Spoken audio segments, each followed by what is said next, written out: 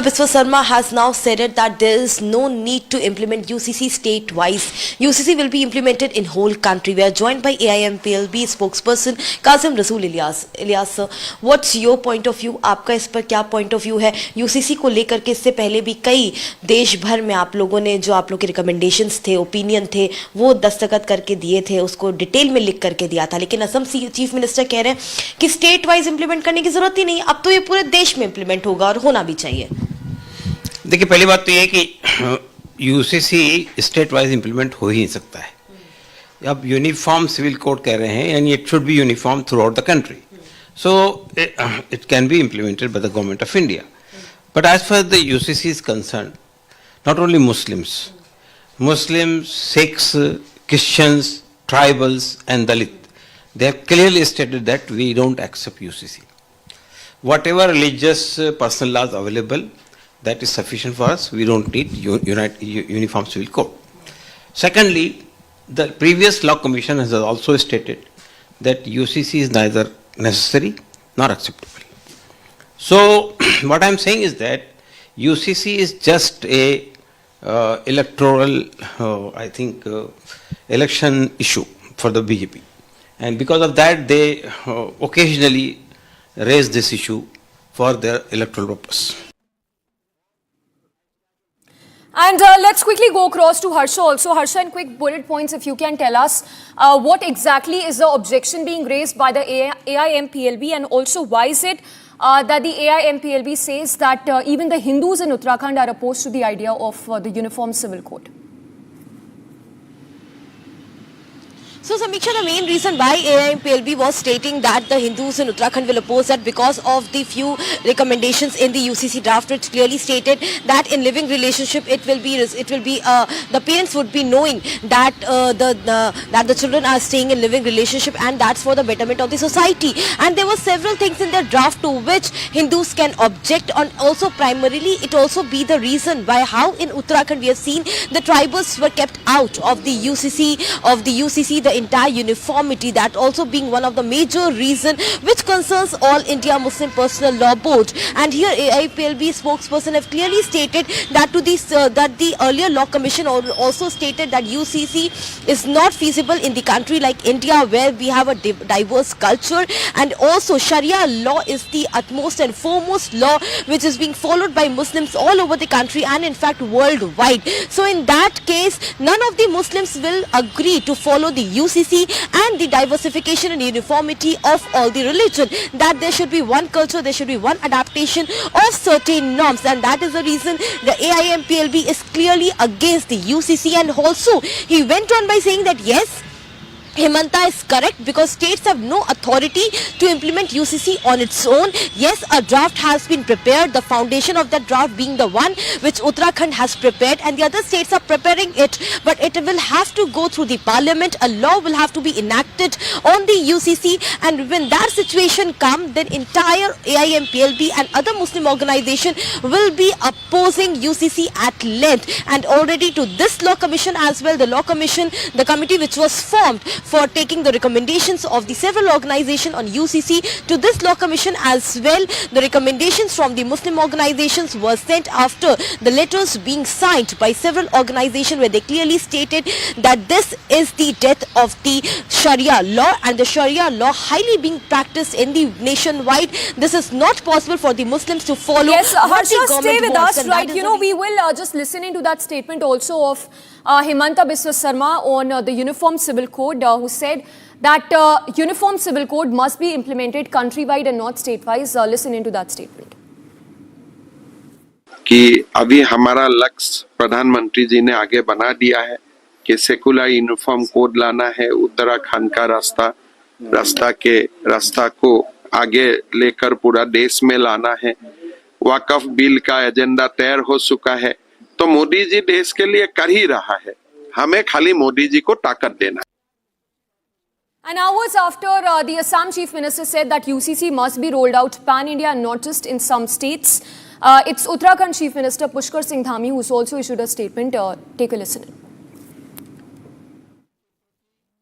UCC के इसी महीने जनवरी माह में जो है जो हमारा एक्ट बनकर तैयार हो गया है, वो लागू होगा। उसके लिए ट्रेनिंग इत्यादि, ऐप इत्यादि के काम हैं, वो सब चल रहे हैं और उस पर पूरी तरह से हमारा सभी विभाग अपने अपने स्तर से जिनको काम करना है वो काम कर रहे हैं। सरलीकरण, समाधान और निस्तारण ये हमारा शुरू से मंत्र रहा है और यूसीसी भी हमारा इसी मंत्र को आगे बढ़ाएगा। And the voter list controversy in the national capital is only getting bigger by the day. It's Congress leader Sandeep Dixit who says that the administration plays a huge role in identifying duplicate voters in such scenarios, further training guns at the BJP for ignoring the issue despite being in power at the centre for 10 years. So it's all-out political slugfest over the voter list tampering controversy. Listen in to that statement coming in from Sandeep Dixit.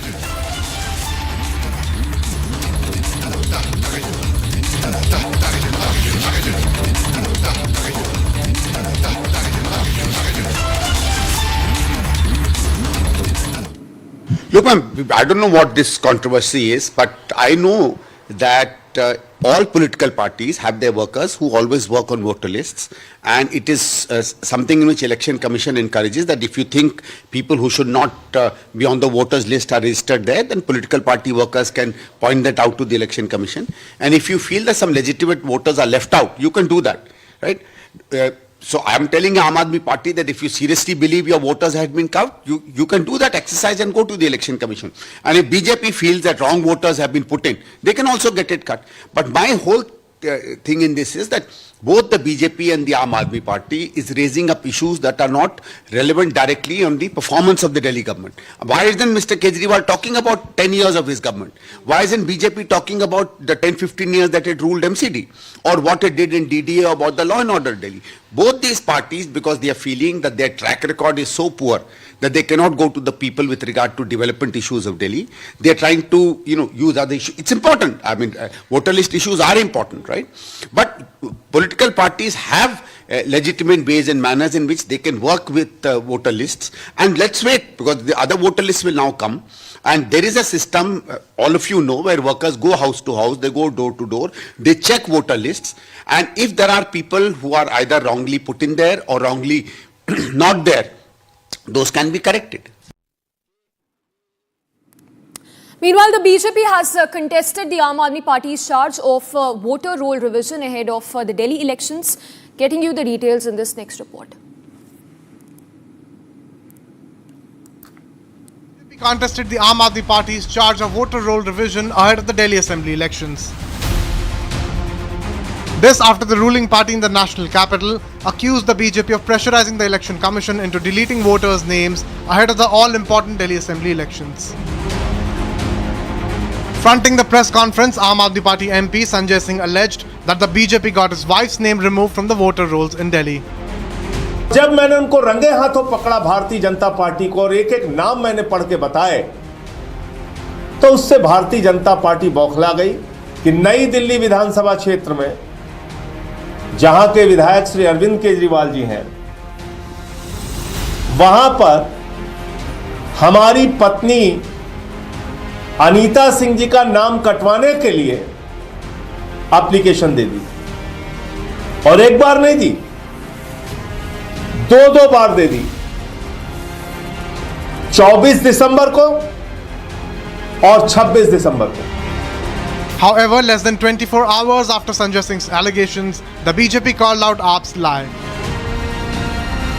Taking to his handle on social media platform X, BJP leader Amit Malviya accused the Aam Aadmi Party MP of stooping to a new low in dragging his wife into a political slanging match ahead of the elections.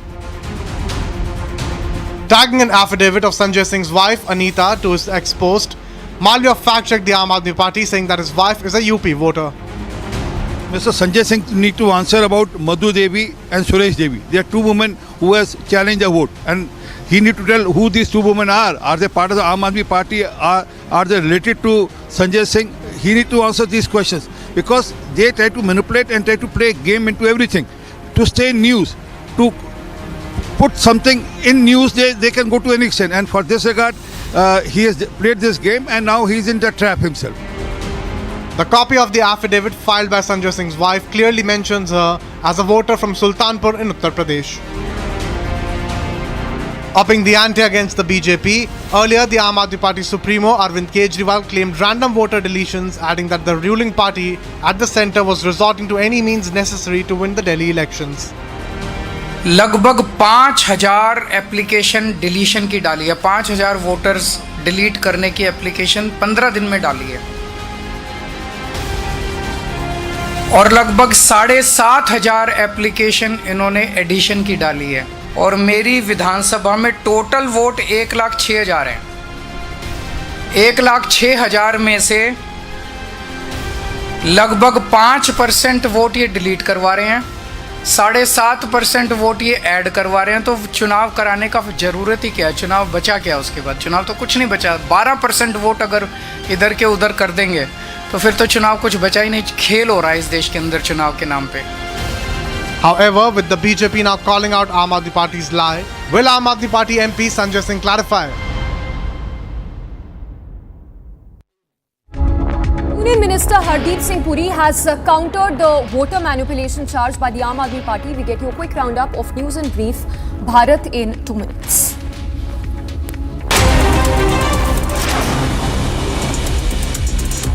Union Minister Hardeep Singh Puri has dismissed the Aam Aadmi Party's allegation of Operation Lotus in the national capital for voter manipulation.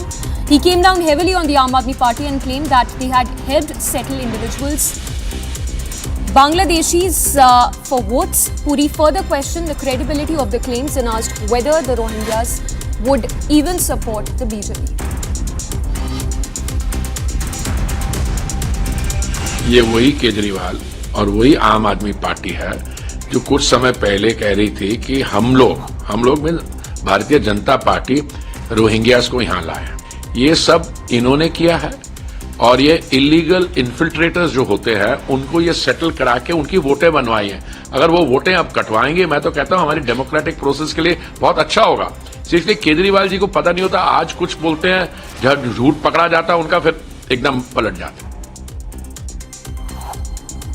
Advocating for the implementation of a uniform civil code across the country, Assam Chief Minister Himanta Biswa Sarma praised the Uttarakhand government for implementing the bill. Chief Minister Sarma further claimed that his government has also prepared the bill for Assam but chose not to introduce it after it was decided that the bill would be implemented nationwide.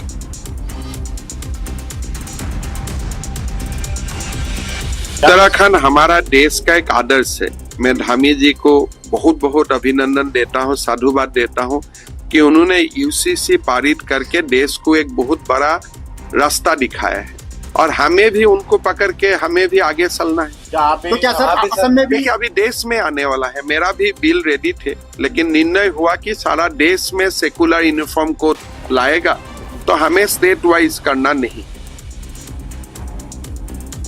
Chief Minister Mamata Banerjee will visit Sandesh Khali in North 24 Parganas today. The visit remains crucial as it's the first time since the sexual harassment controversy broke out ahead of Lok Sabha elections.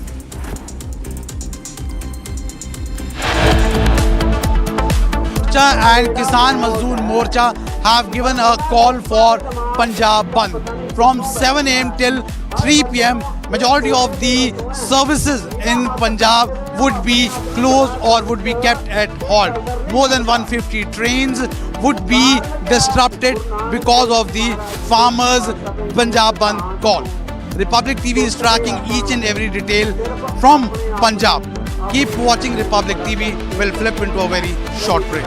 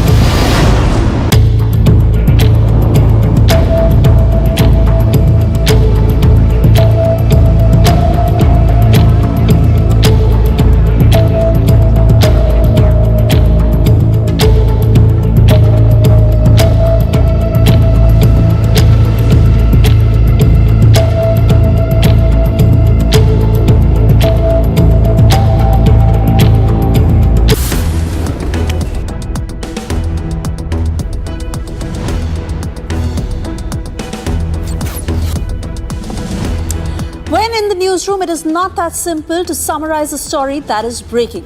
With the Notices feature powered by Galaxy AI on Samsung Galaxy Z Fold 6, you can make a long story short and format it into a clear, easy to review summary. Galaxy AI is here.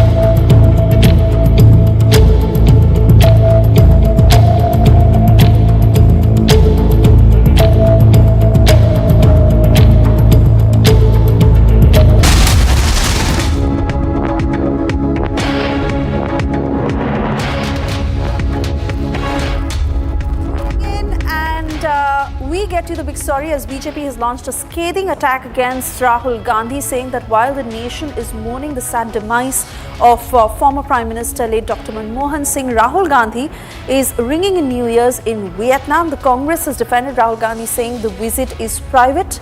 We'll get you all the details and the story on both sides in this edition. I'm Suesha Samant. A quick check of the headlines first up. BJP says Rahul Gandhi jets off to Vietnam to ring in New Year's amid 7-day national mourning for Manmohan Singh. Congress asks, why does it bother you?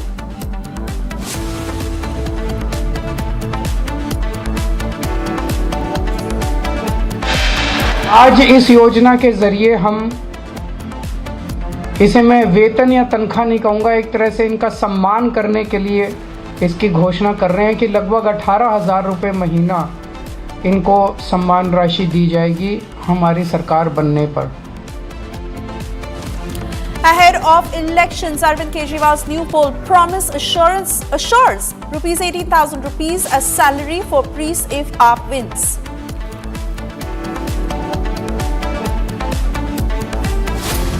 Actor Allu Arjun's bail hearing in theatre stampede case has been postponed to the 3rd of January 2025.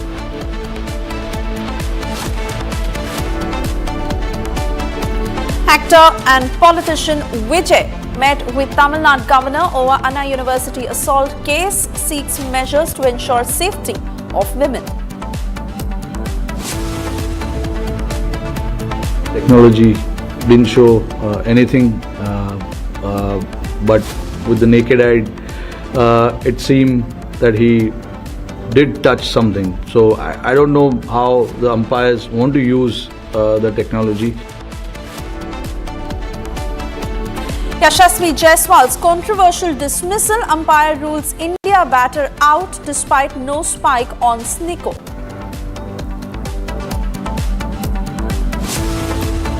ISRO to sign off 2024 with space docking experiment mission today at 10 p.m.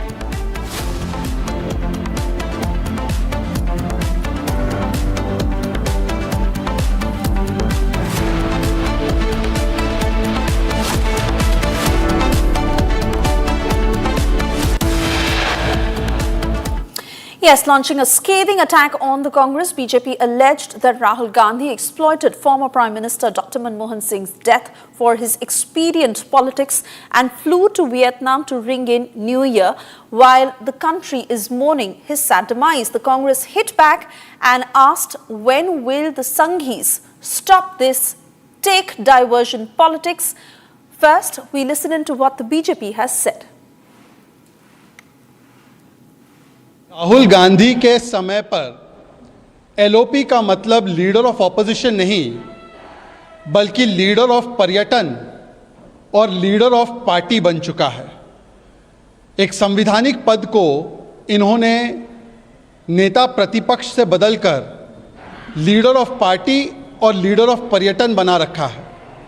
आज जब देश पूर्व प्रधानमंत्री मनमोहन सिंह जी के दुखद निधन पर राष्ट्रीय शोक आज भी मना रहा है, देश की ओर से, देश की सरकार की ओर से ये घोषणा की गई कि 7 दिन का राष्ट्रीय शोक मनाया जाएगा, तब देश में रहते हुए प्रधानमंत्री मनमोहन सिंह जी के इस दुखद निधन पर अपना शोक प्रकट करने के बदले, जैसे कि राहुल गांधी से अपेक्षित है, मीडिया के माध्यम से खबर ये आ रही है कि राहुल गांधी पर्यटन और पार्टी के लिए निकल चुके हैं। वैसे राहुल गांधी और पार्टी, राहुल गांधी और विदेशी पर्यटन, ये अब बहुत ही सामान्य बात बन चुकी है। याद होगा आपको कि जब 26/11 जैसा हमला मुंबई पर हुआ था, तब भी अखबारों में छपा था कि कैसे राहुल गांधी रात भर नाच गाना पार्टी कर रहे थे। और आज भी उनको डॉक्टर मनमोहन सिंह जी से या उनके सम्मान को लेकर कोई ज़्यादा चिंता नहीं है, केवल सम्मान और श्रद्धांजलि पर सियासत करनी थी। And you just heard what the BJP said as they've alleged that Rahul Gandhi exploited former Prime Minister Dr. Manmohan Singh's death for his expedient politics and flew to Vietnam to ring in the new year while the country is mourning Dr. Singh's sad demise. In fact, the Congress has hit back. They asked, when will Sanghi stop this take diversion politics? To this effect, Manikam Tagore put out a post on social media platform X. He also went on to say that if Gandhi travels privately, why does it bother the BJP? He asked Malviya and said, get well in New Year. So, the war of words that erupted over Rahul Gandhi's Vietnam visit. And moving on, ahead of elections in the national capital, former Delhi Chief Minister Arvind Kejriwal made a major announcement promising a monthly salary of 18,000 rupees for priests of temples and granthis of gurdwaras if the Aam Aadmi Party comes back to power in the upcoming Delhi polls. Kejriwal stated that registration for the scheme will begin tomorrow and he will personally initiate the process. In fact, raining guns at the BJP, he said, and I quote, I request the BJP not to create hurdles in the registration process. Blocking this will be akin to committing a sin as they are our bridge to God. देश में पहली बार हो रहा है। आज तक कभी किसी पार्टी किसी सरकार ने ऐसा नहीं किया। ये पहली बार हो रहा है। जैसे दिल्ली में हमने कई काम पहली बार किए, स्कूल अच्छे किए पहली बार किए, अस्पताल अच्छे किए पहली बार किए, महिलाओं के लिए बस यात्रा फ्री करी पहली बार करी। ऐसे ये पहली बार हो रहा है और मैं उम्मीद करता हूं कि भारतीय जनता पार्टी और कांग्रेस की सरकारें भी इससे सीख के अपने अपने राज्यों के अंदर पुजारियों और ग्रंथियों के सम्मान के लिए ऐसी योजनाएं लागू करेंगी। इस योजना का कल से रजिस्ट्रेशन चालू होगा। कल इस योजना का रजिस्ट्रेशन एक तरह से शुभारंभ करने के लिए मैं कनॉट प्लेस के हनुमान मंदिर जाऊंगा और वहां के पुजारियों का रजिस्ट्रेशन करके आऊंगा और उसके बाद दिल्ली के सभी मंदिरों और गुरुद्वारों में हमारे एमएलएज, हमारे कैंडिडेट्स, हमारे कार्यकर्ता पुजारियों का और ग्रंथियों का रजिस्ट्रेशन कल से फिर मेरे आरंभ करने के बाद पूरे दिल्ली के अंदर इसका रजिस्ट्रेशन चालू होगा।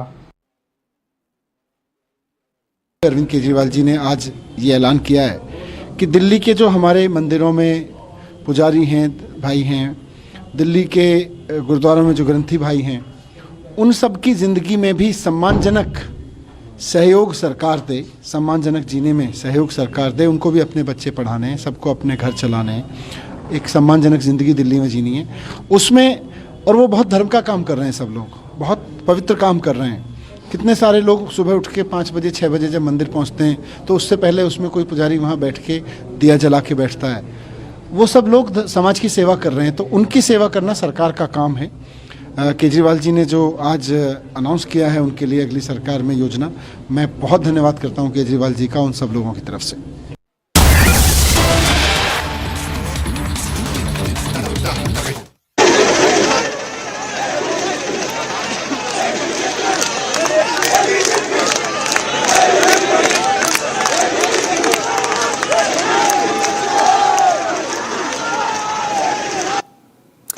Across to these latest pictures as the ABVP also has joined the protest over the sexual assault case that happened at Anna University, which has become the biggest political face-off in Tamil Nadu. A short while ago, we also got you details of how actor, politician Vijay had met with the Tamil Nadu governor in this respect, also asking that there must be stronger measures to safeguard women.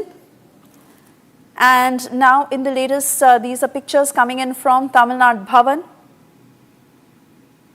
where ABVP has joined the protest. They are staging this protest in the national capital.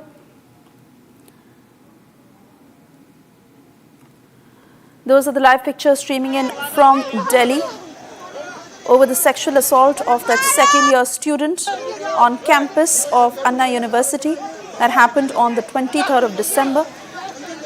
Protests that are happening across Tamil Nadu and now have also spread to Delhi, where outside Nadu Bhawan, many of those ABVP group protesters who are there, and I want to cut across to my colleague Komal, who is tracking these protests. Komal, is there a possibility that some of these protesters may get detained? Let's listen into this soundbite first.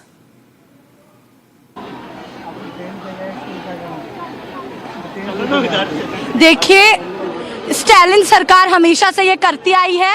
पहले भी जब ये मुद्दा आया अन्ना college का, अन्ना विश्वविद्यालय का, जहां कार्यकर्ताओं को इस बात पे घेर लिया कि एक छात्रा के साथ दुष्कर्म हुआ और उन्होंने उसके खिलाफ आवाज उठाई तो उन्हें गिरफ्तार कर लिया गया। और आज जब हम यहाँ तमिलनाडु भवन के बाहर आंदोलन कर रहे हैं तो हमें भी पुलिस गिरफ्तार कर रही है।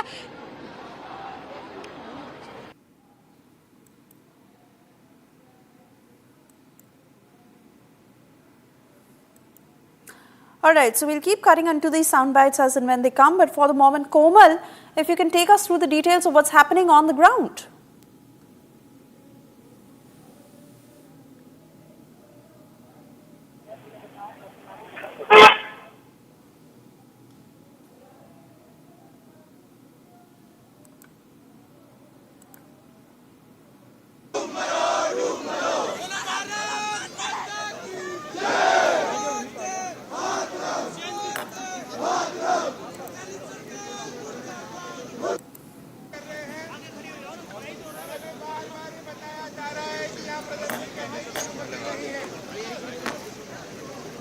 Alright, not too sure if Komal is connected, but we'll move on as we also get you details of the re-entry of Pakistan Army into Bangladesh's defense ecosystem that has raised a red flag, particularly given the potential for ideological indoctrination in a move that has triggered apprehensions within India's strategic and security establishment. The Pakistan Army has, for the first time since 1971, reached an agreement with Bangladesh to provide training to its army officers starting February 2025.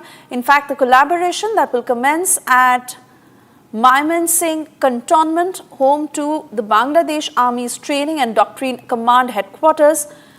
This coming from reliable sources. Let me cut across to Yuvraj, joining us live with further details on the same. Yuvraj, take us through the development on what's brewing between Pakistan and Bangladesh, between the two militaries. Well, as per reliable MI sources, the development has been facilitated by Pakistan's Joint Chiefs of Staff Committee Chairman General Sahir Shamshad Mirza. The initial training program is set to last at least an year. This will involve Major General rank officers from Bangladesh Army who will be training Pakistan Army officers in Bangladesh. From what we know so far from MI sources, the move comes amid UNIS-led governments. From what we know from MI sources so far, the move comes amid efforts by UNIS-led regime in Bangladesh to rekindle ties with Dhaka. The re-entry of Pakistan Army has also raised red flags in New Delhi, particularly given the potential of ideological indoctrination. Experts warn that training may revive anti-India sentiments. Right, Yuvraj, thank you for getting us those details. Let me also cut across to Major General G.D. Bakshi joining us on the broadcast. This is certainly very concerning. What do you make of this development?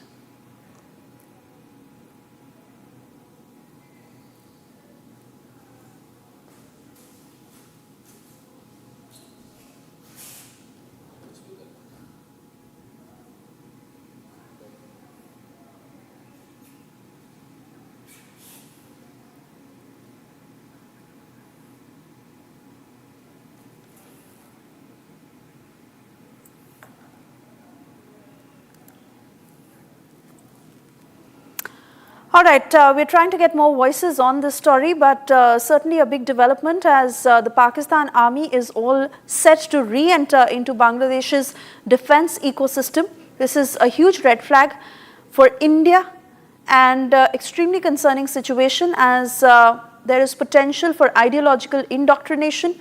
This is a move that has triggered apprehensions as far as India's strategic and security establishment is concerned. The Pakistan Army, for the first time since 1971, has reached an agreement officially with Bangladesh to provide training to its army officers starting February 2025. And this collaboration that is set to commence at Mymensingh Cantonment. In fact, the agreement that was reportedly facilitated by Pakistan's Joint Chiefs of Staff Committee Chairman General Sahir Shamsad Mirza, representing a significant shift in Bangladesh's military alignment. The initial training program that is expected to last a year and will involve Major General ranked officers from Pakistan training Bangladeshi officers. Ms. Veena Sikri now joining us on the phone line. Good afternoon to you, ma'am. What is your sense on the two armies of Bangladesh and Pakistan aligning and how it is extremely concerning for India? Well, it is. You're absolutely right. Right since the ouster of Prime Minister Sheikh Hasina on 5th August, I would say the effort has been to reverse what the Liberation War of Bangladesh of 1971 represented. In the Liberation War of Bangladesh, it was the Pakistan Army and the Jamaat-e-Islami of Bangladesh, which were on one side, and you had all the people of Bangladesh and, all the Awami League and Awami League supporters on the other side. And the people of Bangladesh won, and that was a great victory for the people of Bangladesh. Of course, the Indian Army was in full support of the people of Bangladesh. But now, ever since former Prime Minister Sheikh Hasina left Bangladesh, the Jamaat-e-Islami is fully in charge now. They are really ruling the country. I don't think that Professor Mohammed Yunus has much of a say in what is happening. And you are seeing that Jamaat-e-Islami is trying to reverse 1971 and bring back the Pakistan Army. So they have totally relaxed visa conditions for Pakistanis to visit Bangladesh. They have totally relaxed visits by cargo ships from Pakistan to Bangladesh. And they have relaxed conditions for Pakistani students to come and study in Bangladesh. All these were completely banned earlier for the last 50-odd years. And now you've seen that after the meeting between Prime Minister Shahbaz Sharif of Pakistan and Chief Advisor Mohammed Yunus in Cairo a week or 10 days ago, this decision has also been announced. I mean, this is absolutely a serious matter for India, because it will mean that the Pakistani senior officers and down the line other officers and other ranks will be present in Bangladesh in large numbers. And, this condition of Pakistan Army officers training Bangladesh Army officers, even in the last 50 years, Indian Army officers never went there for training of Bangladesh officers. Bangladesh officers came to India for training, for courses, and there was a lot of interaction. But this decision to let senior Pakistan officers go there and train people for up to a year or more, this is certainly a matter which will be of great concern, because we know that the Pakistan Army has always tried to use Bangladesh as a launching pad for its negative activities, terrorist activities against India. So this will certainly be a very important factor for India's security concerns over the present situation in Bangladesh. Oh yes, absolutely. And developments that are happening at a very fast pace, from the militaries aligning to giving a free access to Pakistani nationals to fostering trade ties. We do continue to track of the growing camaraderie between Bangladesh and Pakistan. I want to thank you, ma'am, for speaking to Republic as we move on.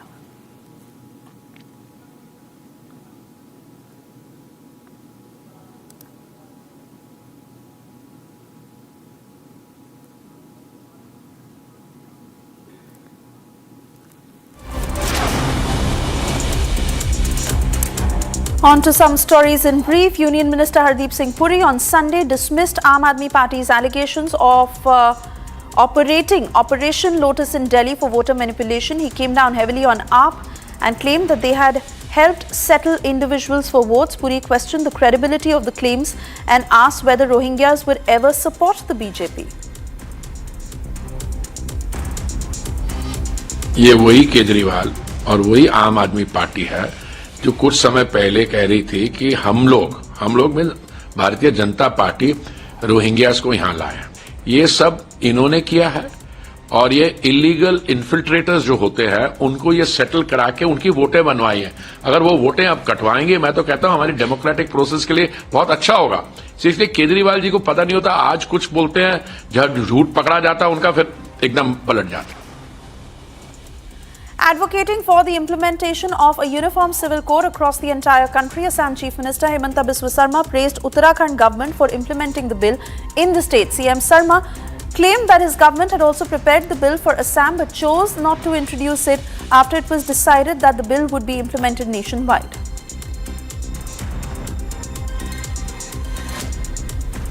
Uttarakhand हमारा देश का एक आदर्श है।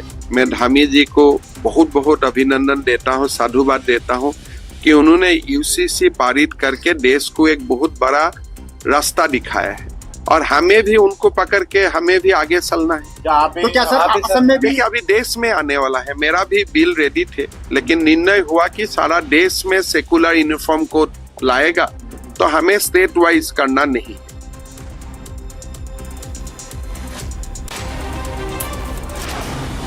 West Bengal Chief Minister Mamata Banerjee will visit the riverine island of Sandeshkhali in North 24 Pargana district today. This visit remains crucial as it is the first since the sexual harassment controversy broke out ahead of the Lok Sabha election.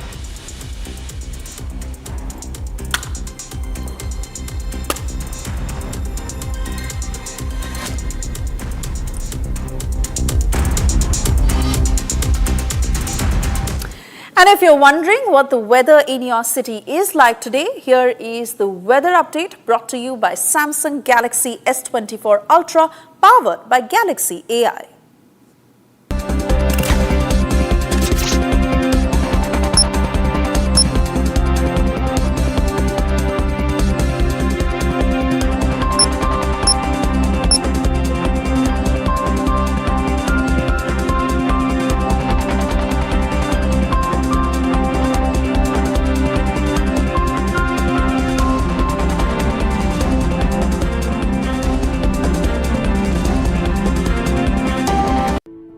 In the India Today Best Universities 2023 survey, India's #1 ranked universities in various streams are JNU Delhi, Amity University, AIMS Delhi, IIT Delhi and National Law School Bengaluru.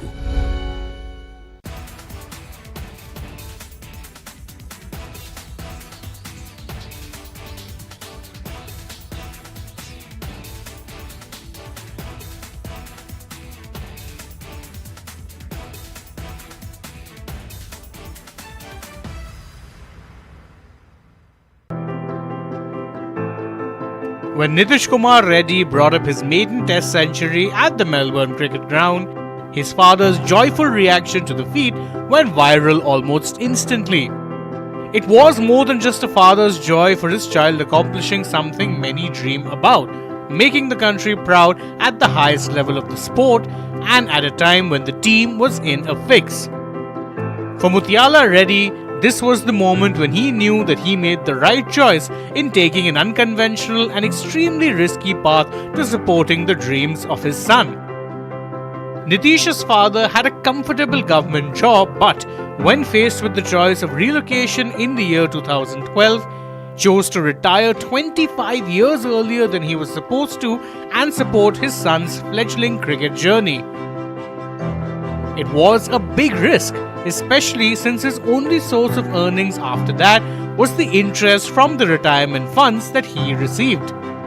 The decision was questioned by many people, and Mutiala's main hope was to see his son make it to the state's Ranji Trophy team. Any talk of an India call-up seemed far-fetched at best. But Nitish not only made it to the domestic team, he also impressed in the IPL for the Sunrisers Hyderabad and was thus fast-tracked into the test team. Aged 21, he was seen as one for the future, the answer to India's pace bowling all-rounder problem in the long term. But as Reddy proved at the MCG, the future is now.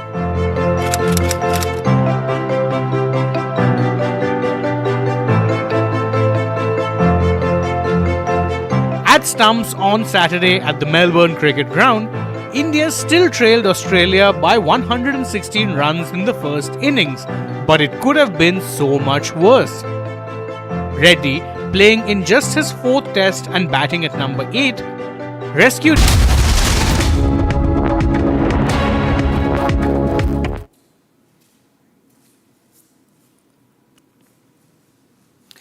And as we come to the end of this news wheel, let's record and summarize with Note Assist using Galaxy AI on Samsung Galaxy Z Fold 6.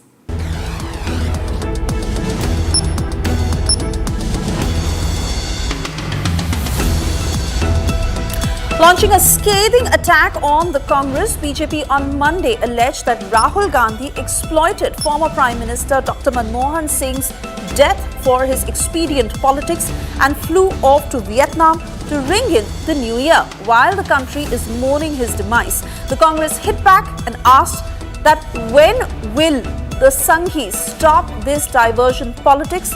Congress leader Manikam Tagore wrote in a post on X.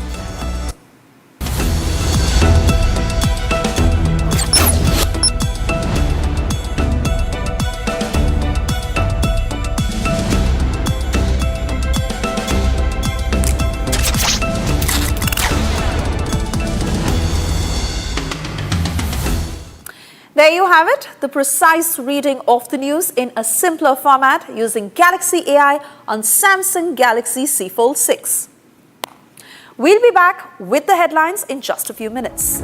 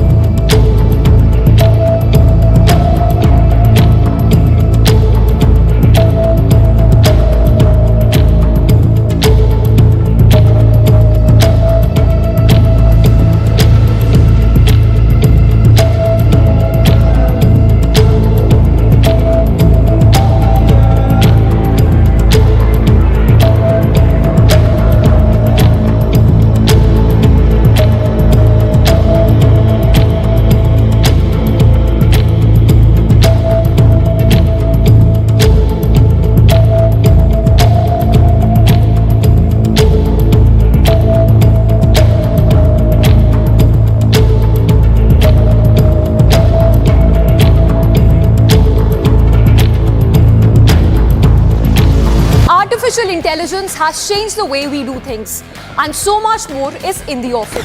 Republic is proud to announce a game-changing partnership with Samsung, because with Samsung, Galaxy AI is here. From our news anchors to reporters to network staff, we will be using Samsung devices, Galaxy Z series and Galaxy S series, powered by Galaxy AI, every day behind the scenes to bring you the news. Faster, simpler, with more productivity efficiency, and creativity. Republic and Samsung together unfold a new world of possibilities. It's going to be an epic adventure together.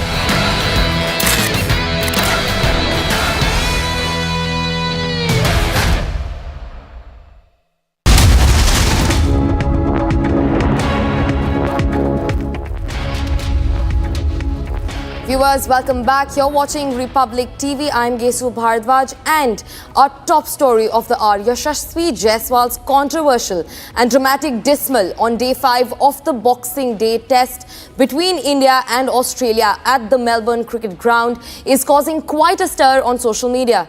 The dismissal proved to be the final nail in the coffin as Australia registered an 184-run win. In fact, Rohit Sharma also spoke about the controversial call made by the third umpire, saying such decisions always seem to go against the Indian camp, the Indian team. This comes as Yashasvi Jaiswal's controversial and dramatic dismal on the day 5 of the Boxing Day test between India and Australia at the Melbourne Cricket Ground is causing a stir on social media. The dismissal proved to be the final nail in the coffin as Australia registered an 184-run win. Rohit Sharma also spoke about the controversial call made by the third umpire, saying such decisions always seem to go against the Indian camp. In fact, the controversy has costed Team India, which has now come off the WTC championship. Listen to Rohit Sharma, the Indian cricketer.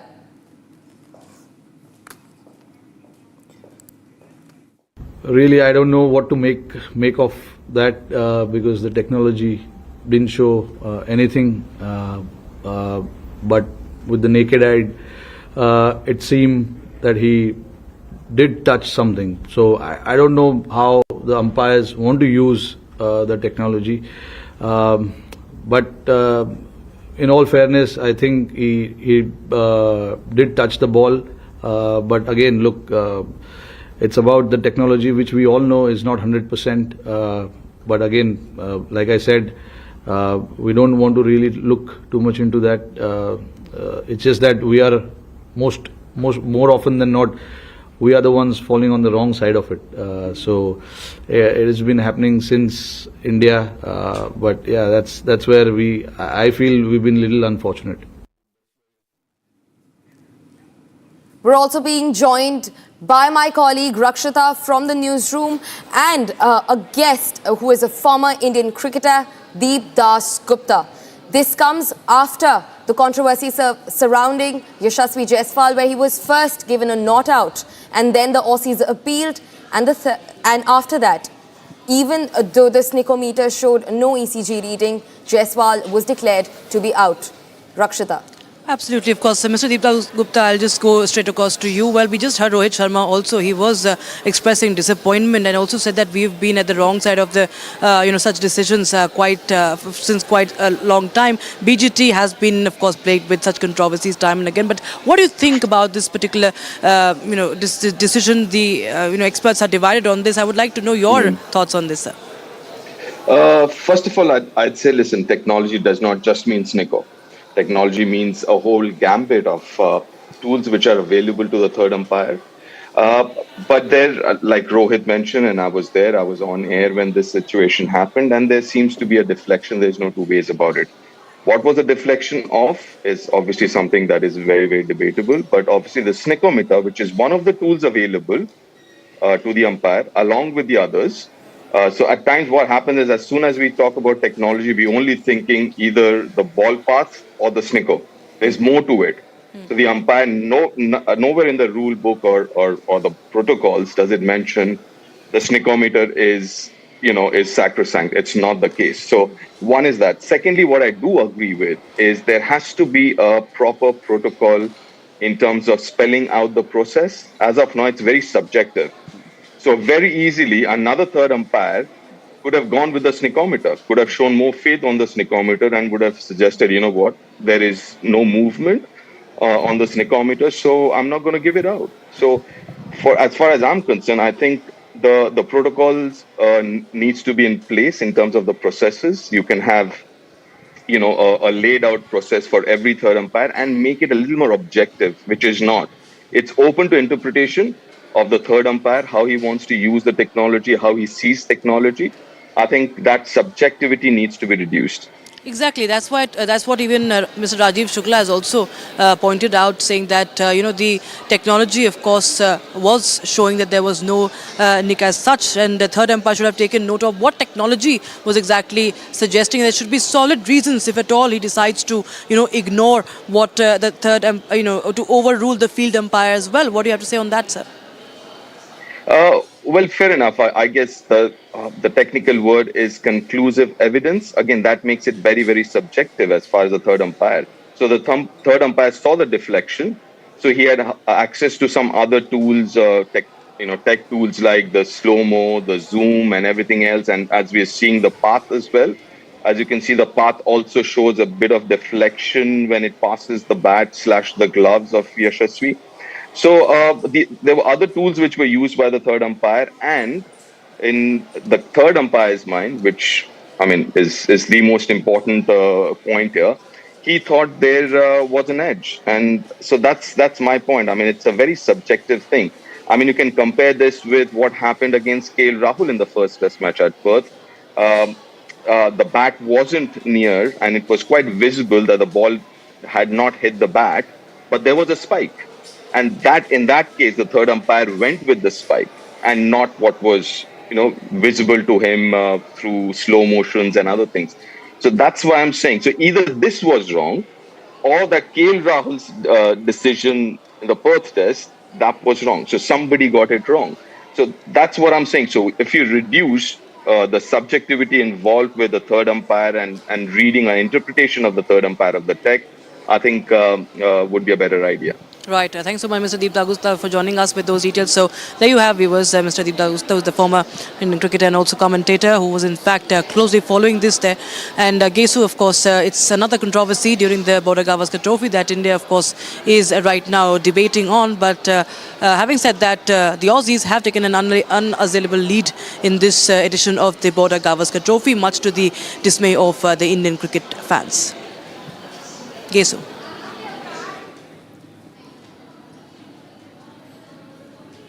The Aam Aadmi Party continues to accuse the BJP of manipulating voter list in Delhi.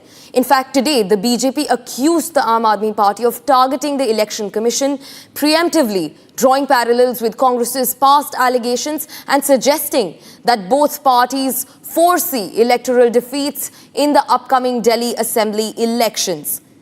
BJP has said that because the Aam Aadmi Party is not confident of gaining grounds in the Delhi Assembly elections slated for early next year is the reason why they're stirring controversies around the voters' list.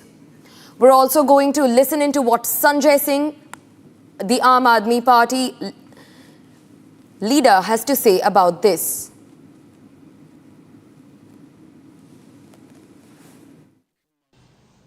अब मैं इनके झूठ का एक एक करके खुलासा करता हूं। और मोदी जी कहते हैं डिजिटल इंडिया है।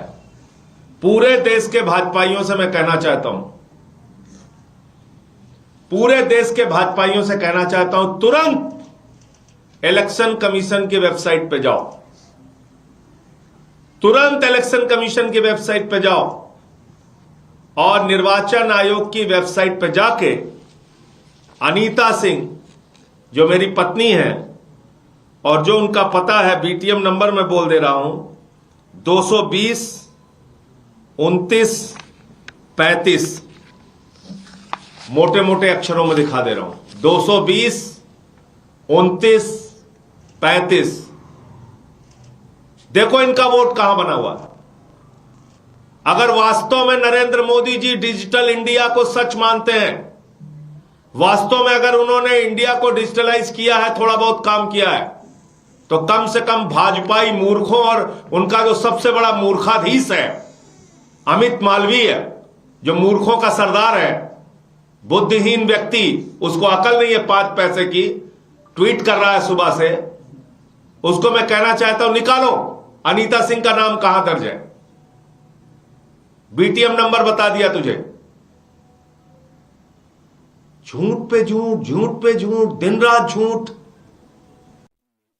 Mr. Sanjay Singh need to answer about Madhu Devi and Suresh Devi. They are two women who has challenged a vote, and he need to tell who these two women are. Are they part of the Aam Aadmi Party? Are they related to Sanjay Singh? He need to answer these questions because they try to manipulate and try to play game into everything to stay in news, to put something in news. They can go to any extent, and for this regard, he has played this game, and now he is in the trap himself.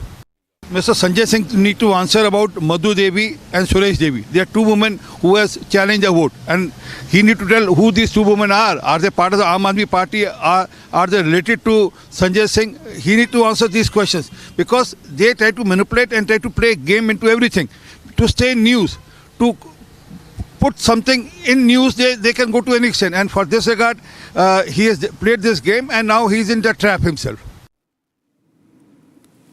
We've heard from the Aam Aadmi Party and even the BJP. Now, meanwhile, Congress has also reacted on the controversy and said that the BJP should focus on their track record rather than indulging in such politics. Listen in to Sandeep Dikshit. Look, ma'am, I don't know what this controversy is, but I know that all political parties have their workers who always work on voter lists, and it is something in which Election Commission encourages that if you think people who should not be on the voters list are registered there, then political party workers can point that out to the Election Commission. And if you feel that some legitimate voters are left out, you can do that, right? So I am telling Aam Aadmi Party that if you seriously believe your voters have been cut, you can do that exercise and go to the Election Commission. And if BJP feels that wrong voters have been put in, they can also get it cut. But my whole thing in this is that both the BJP and the Aam Aadmi Party is raising up issues that are not relevant directly on the performance of the Delhi government. Why isn't Mr. Kejriwal talking about 10 years of his government? Why isn't BJP talking about the 10-15 years that it ruled MCD? Or what it did in DDA about the law and order Delhi? Both these parties, because they are feeling that their track record is so poor that they cannot go to the people with regard to development issues of Delhi, they are trying to, use other issues. It's important. I mean, voter list issues are important, right? But political parties have legitimate ways and manners in which they can work with voter lists. And let's wait, because the other voter lists will now come. And there is a system, all of you know, where workers go house to house, they go door to door, they check voter lists. And if there are people who are either wrongly put in there or wrongly not there, those can be corrected. Viewers, shifting focus to Bihar, where the police on Sunday used water cannons and resorted to lathi charge to disperse hundreds of civil service aspirants, BPSC aspirants, who have been demanding re-examination of Bihar Public Service Commission prelims. When some of them tried to break through barricades set up to stop them from going towards the Chief Minister Nitish Kumar's residence in capital Patna. Jan Swaraj Party founder Prashant Kishore had called the students at Gandhi Maidan in Patna and led the march with the aim of meeting Chief Minister Nitish Kumar. However, late night students have alleged that Prashant Kishore, the Jan Swaraj Party chief, was absent from the site when the police was launching lathi charge and indiscriminate water cannon on the protesting students. Listen into these reactions. भी इन बच्चों के साथ sympathy रखते हैं वो, और जो भी सरकार के इस लाठी तंत्र के खिलाफ हैं, वो सारे लोग पूरे राज्य में एक दिन भी हम लोग चैन से बैठने वाले नहीं हैं। और 2 जनवरी से अगर ये मामला नहीं निपटा तो मैं स्वयं प्रशांत किशोर, मैं इनडेफिनिट यहाँ पर धरने पर खुद बैठूंगा इन बच्चों के समर्थन में, इन 5 मांगों के समर्थन में। कहीं एक कदम भी पीछे हटने का सवाल नहीं है। बिल्कुल आप समझ लीजिए, छात्रों का आंदोलन है, खुला है मंच, हर दल के हर विचारधारा के लोग उसमें आते हैं। कोई कुछ बोल दिया कोई बात नहीं है, वो छात्रों का आपस का मामला है। ये जो लड़के हैं अगर हमारे खिलाफ बोल रहे हैं, पक्ष में बोल रहे हैं, कोई शिकायत नहीं है, मेरी इनसे कोई शिकायत नहीं है।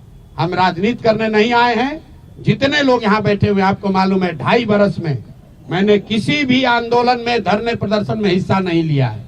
ये पहला ऐसा मौका है जब मैं सब कुछ छोड़कर इन बच्चों के साथ खड़ा हूं। इसलिए खड़ा हूं कि इनका दर्द समझ रहा हूं। मैं भी उसी लॉज में, उसी इलाके में रहा हूं, 3 साल पढ़ा हूं। मैं समझ रहा हूं कि इन बच्चों पर क्या बीत रही है और किसी भी हालत में इनको लाठी के दम पर डराया धमकाया नहीं जा सकता है। प्रशांत किशोर खड़े थे, खड़े हैं और खड़े रहेंगे। मेरी जितनी भी ताकत है, ना बच्चों को कानूनी डर दिखाकर कोई पीछे हटा सकता है, ना FIR करके, ना लाठी चलाकर।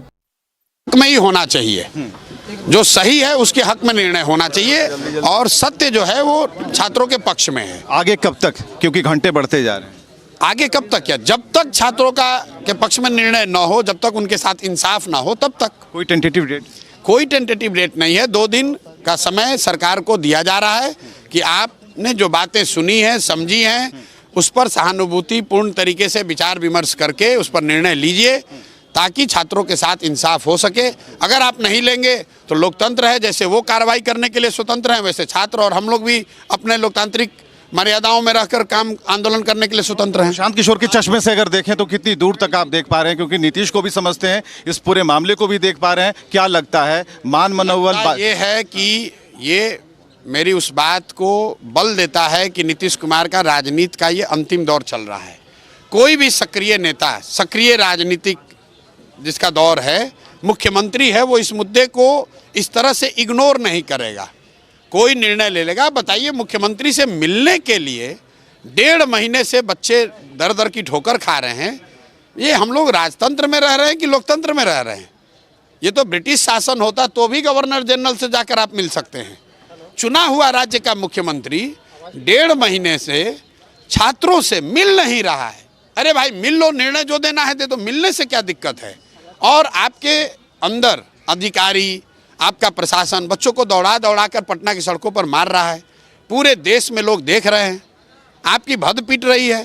तो ये इसको आप बहुत राजनीतिक चातुर्य वाला बात भी नहीं मानिए, ये बहुत राजनीतिक समझ का भी निर्णय नहीं है। जो लोग भी उनको एडवाइस कर रहे हैं वो उनको गलत एडवाइस कर रहे हैं। इसका बहुत बड़ा राजनीतिक खामियाजा भी उनको भुगतना पड़ेगा। जैसे कोविड में उन्होंने लोगों की मदद नहीं की, उसके बाद से सुशासन बाबू का तगमा उनके सर से हट गया, वैसे ही छात्रों के इस आंदोलन को अगर वो नहीं सही तरीके से ख़त्म कराते हैं, इंसाफ नहीं करते हैं, तो इसका बहुत बड़ा खामियाजा नीतीश कुमार पर व्यक्तिगत और राजनीतिक तौर पर उनके दल को भुगतना पड़ेगा। रात भी गर्दनी बाग जाएंगे क्या? भाई हम गर्दनी बाग मीडिया को दिखाकर नहीं जाते हैं। यहाँ से जब भी ज़रूरत लड़कों को पड़ती है, दिन में 4 बार लड़के फ़ोन करते हैं, भैया खाना घट गया है, या भैया यहाँ पर ज़रूरत ये पड़ गई है। जब भी बच्चों को ज़रूरत पड़ेगी, भैया पुलिस हमको परेशान कर रही है, 2 लड़कों को भेजिए, हमारे लड़के जाते हैं वहाँ रहते हैं, वो चिंता मत कीजिए। उसके लिए हमको किसी के अप्रूवल की ज़रूरत नहीं है। वहाँ जो छात्र बैठे हुए हैं, अगर वहाँ पर लेट्रिन की ज़रूरत नहीं व्यवस्था है, वहाँ नहाने की व्यवस्था नहीं है, किसी को ठंड लग रही है, कंबल नहीं है, कपड़ा नहीं है, कोई तो उसकी चिंता कर नहीं रहा है। तो जब छात्र हम लोग से रिक्वेस्ट अगर करते हैं तो स्वाभाविक है हमारे पास जो क्षमता हम मदद करेंगे उनकी। तो प्रशांत किशोर ने साफ तौर पर कहा कि छात्रों की मदद के लिए वो हमेशा तैयार हैं और किसी से पूछ कर जाने की ज़रूरत नहीं है। गर्दनी बाग आज भी जा सकते हैं, लेकिन जब जब छात्र उन्हें बुलाएंगे उनके साथ प्रशांत किशोर मौजूद होंगे। विवेक, Republic. That was Jan Swaraj Chief's Prashant Kishore's big statement, where he's given the Bihar Chief Minister an ultimatum of 2 days, after which he has said that he will sit on an indefinite hunger strike until the Chief Minister agrees to meet the students, the BPSC aspirants, who've been protesting and yearning to meet the government for the past 1.5 months. Viewers, it's time to slip into a short break, and on the other side, BJP says Rahul Gandhi jets to Vietnam to ring in New Year amid 7-day national mourning for late former Prime Minister Manmohan Singh. Congress asks, why does it bother you? We're getting you this and a lot more right after this short break. Stay tuned to Republic TV.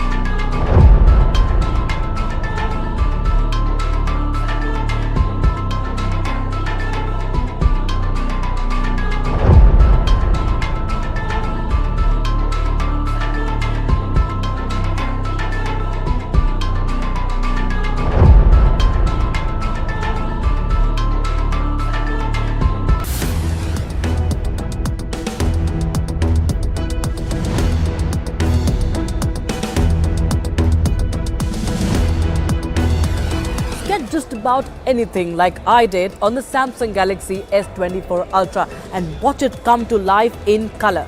The sketch to image feature uses AI to convert the sketches into images. Sketch to image with drawing assist. Galaxy AI is here.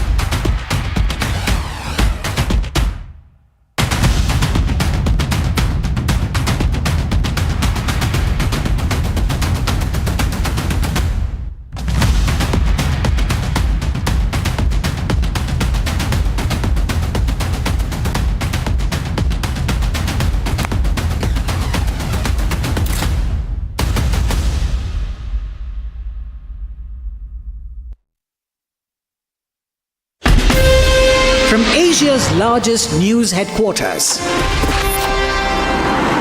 setting the agenda for Bharat.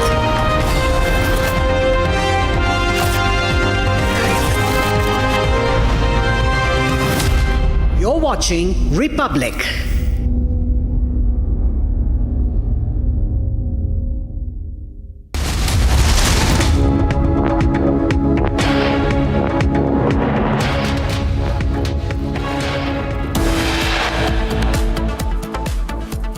The BJP says Rahul Gandhi jets to Vietnam to ring in New Year amid 7-day national mourning for Manmohan Singh. Congress asks, why does it bother you?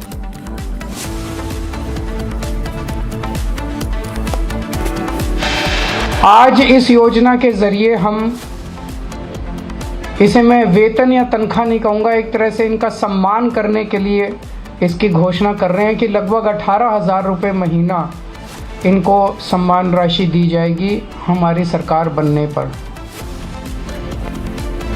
Ahead of elections, Arvind Kejriwal's new poll promise assures 18,000 rupees salary for priests if AAP wins. Allu Arjun's bail hearing in theatre stampede case postponed to 3rd of January.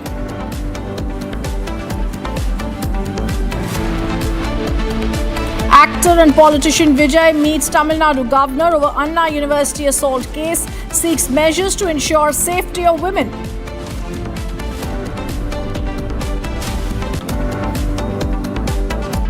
The technology didn't show anything, but with the naked eye, it seemed that he did touch something. So I don't know how the umpires want to use the technology.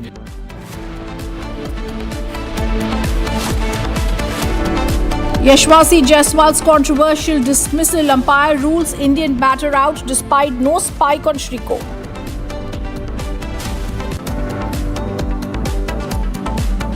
And ISRO to sign off 2024 with space docking experiment mission today at 10 p.m.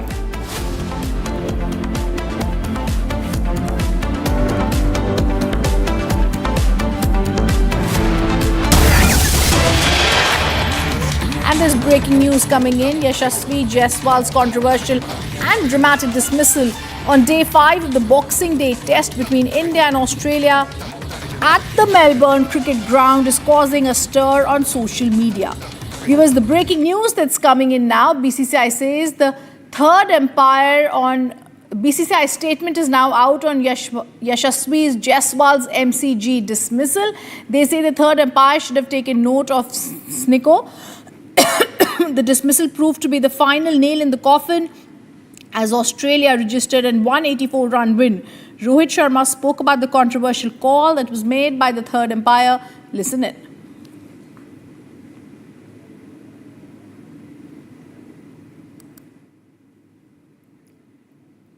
विवादास्पद निर्णय जिसको लेकर गावस्कर ने भी बोला है और लोगों ने बोला है कि जो उसका यशस्वी जायसवाल का था वो आउट नहीं था। मैं भी मैच देख रहा था तो मैंने उसमें जो स्नोकोमीटर है उसमें तो क्लियर था कि टच नहीं किया, लेकिन वो थर्ड अंपायर का फैसला था। तो ठीक है, अब जो मैच का परिणाम आया अब आगे हम सिडनी टेस्ट की तैयारी कर रहे हैं। लेकिन मेरी एक बात कहनी है, हमारा पर्सनल व्यू ये है कि इस मामले में टेक्निकल कमेटी को आईसीसी को देखना चाहिए कि या तो टेक्नोलॉजी के हिसाब से जाए या जो इंडिविजुअल की ओपिनियन है थर्ड अंपायर की उस हिसाब से जाए। एक कोई चीज़ तो होनी चाहिए, क्योंकि एक फैसले में आप स्नोकोमीटर के हिसाब से गए और दूसरे फैसलों में आपने उसको नहीं माना। तो ये जो है आईसीसी की टेक्निकल कमेटी को ये डिसाइड देखना चाहिए कि कुछ ना कुछ इसका रास्ता निकालना चाहिए। Let me go across to Rakshita. Rakshita, you've been speaking to cricketers since morning, trying to get in a sense of what really happened at the Melbourne cricket ground.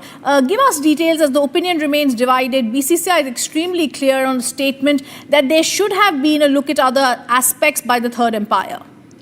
Well, absolutely. Of course, the important word will be what conclusive evidence does the umpire have. But the problem lies in the rules, in the laws of the game, which still need a lot of reforms. And we've seen such controversies occurring time and again in big tournaments, in across formats, especially when it comes to a test match. And when it comes to a test match down under a series like BGT, it will always be very highly competitive, and it takes a lot for any cricketer to, in fact, contribute in such challenging situation. Yashasvi Jaiswal was making a valiant effort while the Indian batters were crumbling down. All the top batters like Rohit Sharma and Virat Kohli failed to deliver at a time when India was trying tooth and nail to save the test match. Yashasvi Jaiswal, if he would have not been dismissed, there were chances that India could have saved this test match. But having said that, the dismissal is something that even Rohit Sharma says was clearly something that he did touch. When he says he did touch he means that he did touch the ball with that bat, even though the sneakometer did not catch that. And technology is something that cannot be credible all the time. It's not always 100%. Neither the Hawkeye that is used for several other decisions for the dismissals. So likewise, it's up to the umpire. And now Rajiv Shukla of the BCCI, the Vice President, is saying that there should be solid grounds if at all you overrule and the way you use technology technology. Even Rohit Sharma has said that, how do you use technology, how you decide whether to ignore what technology is saying, if there is any inclusive decision or not. You could have, given the benefit of doubt as well, but that did not happen. The Bangladeshi umpire was booed by the Indian fans, and also there were chants of cheater that were echoing all across the MCG. Of course, a lot of disappointment amongst the Indian fans, but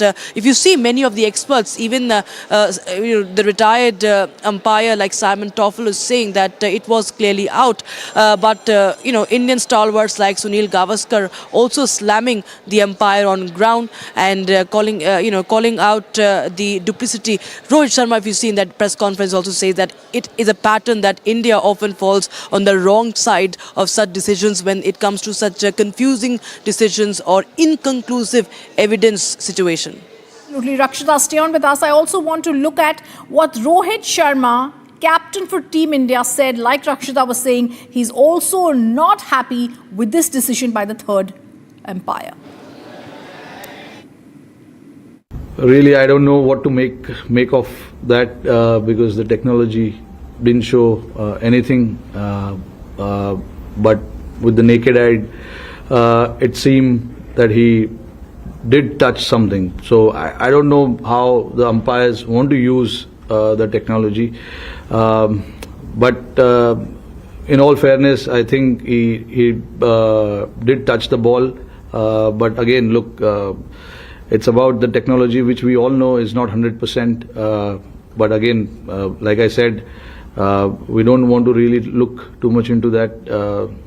It's just that we are more often than not, we are the ones falling on the wrong side of it. So it has been happening since India.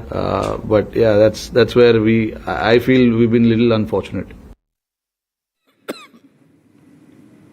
Rakshita, it's clear that the third umpire's decision has sparked a row. What can India actually do to ensure that this could be re-looked at? Is there any option available for Team India? No, not really. That's what the problem is. Even if we talk about the rules and the subjectivity, of course, is something that becomes questionable, and henceforth many of these umpires get criticized for the same. And right now, of course, there is no such way. If you see, and the host country is Australia. If these things are raised by the representatives of the respect of the board, suppose the BCCI to the ICC, then there will be, of course, a change in the rules. But it is a long drawn process. But right now, there's nothing that can be really practically that can be done to change or overturn any kind of decision. The match is over now, and India, of course, has lost that very important test match, which India could have in fact saved if at all things wouldn't have panned out in India's favor.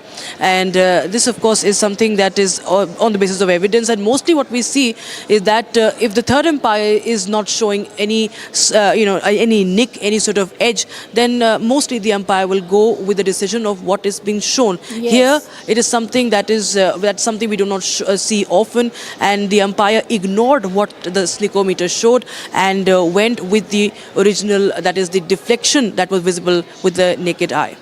All right. Thank you, Rakshita, for giving us those details. It's something that India should surely take up on a world arena, but that's something we're going to leave and see what can further happen.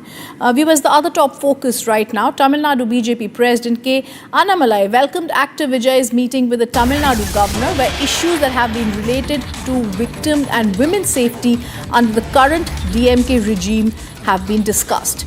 He urged all the parties to come together to ensure justice for the victim in the Anna University sexual assault case.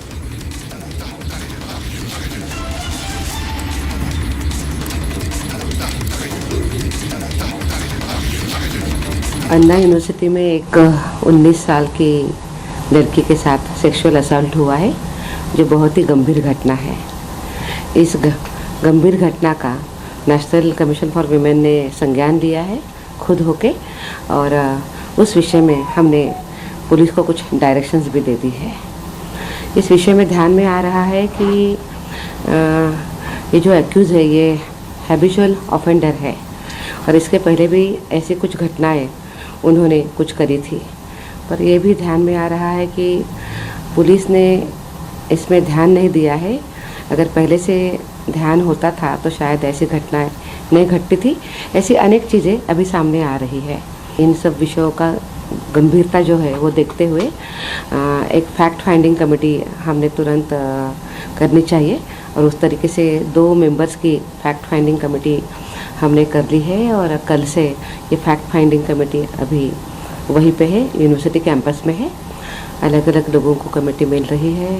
प्रत्यक्ष रूप में क्या क्या घटनाएं वहाँ पे घटी है इसकी पूरी जांच पड़ताल आज कमेटी वहाँ पे कर रही है। Launching a scathing attack on the Congress, the BJP stated that Rahul Gandhi exploited former Prime Minister Dr. Manmohan Singh's death for his expedient politics, and then he flew to Vietnam to ring in the new year. While the country is mourning his demise, the Congress has now hit back and asked when will the Sanghis stop this diversionary tactic.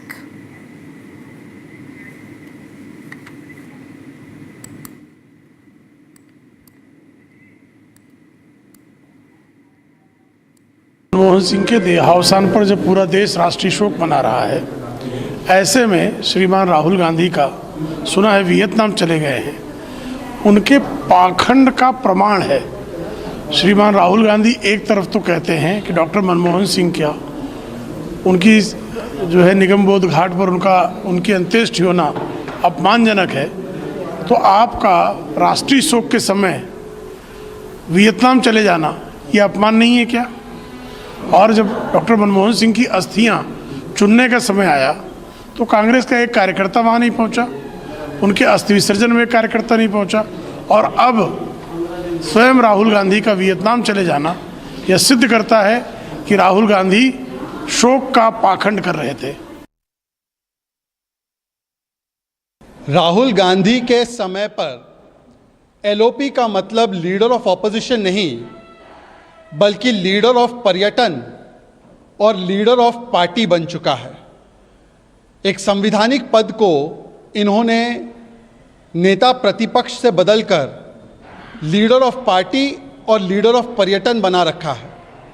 आज जब देश पूर्व प्रधानमंत्री मनमोहन सिंह जी के दुखद निधन पर राष्ट्रीय शोक आज भी मना रहा है, देश की ओर से, देश की सरकार की ओर से ये घोषणा की गई कि 7 दिन का राष्ट्रीय शोक मनाया जाएगा, तब देश में रहते हुए प्रधानमंत्री मनमोहन सिंह जी के इस दुखद निधन पर अपना शोक प्रकट करने के बदले, जैसे कि राहुल गांधी से अपेक्षित है, मीडिया के माध्यम से खबर ये आ रही है कि राहुल गांधी पर्यटन और पार्टी के लिए निकल चुके हैं। वैसे राहुल गांधी और पार्टी, राहुल गांधी और विदेशी पर्यटन, ये अब बहुत ही सामान्य बात बन चुकी है। याद होगा आपको कि जब 26/11 जैसा हमला मुंबई पर हुआ था, तब भी अखबारों में छपा था कि कैसे राहुल गांधी रात भर नाच गाना पार्टी कर रहे थे, और आज भी उनको डॉक्टर मनमोहन सिंह जी से या उनके सम्मान को लेकर कोई ज़्यादा चिंता नहीं है, केवल सम्मान और श्रद्धांजलि पर सियासत करनी थी। Further intensifying their ongoing protest over a raft of demands, the farmers have now declared a 9-hour Punjab shutdown today. We bring you this report for more. The protesting farmers piled the heat on the centre amid the ongoing sit-in pushing for an MSP law, among a host of other demands. The protesting farmers announced a 9-hour shutdown in Punjab today, urging farmers groups to mass at public places in the state and make the Bandh successful. Heavy security deployment was made at Kanhori border and elsewhere across the state, even as farmer groups were pictured gathering at highways and railway stations to enforce the shutdown. The shutdown call was given in support of fasting farmer leader Jagjit Singh Dalewal, who is believed to be seriously indisposed.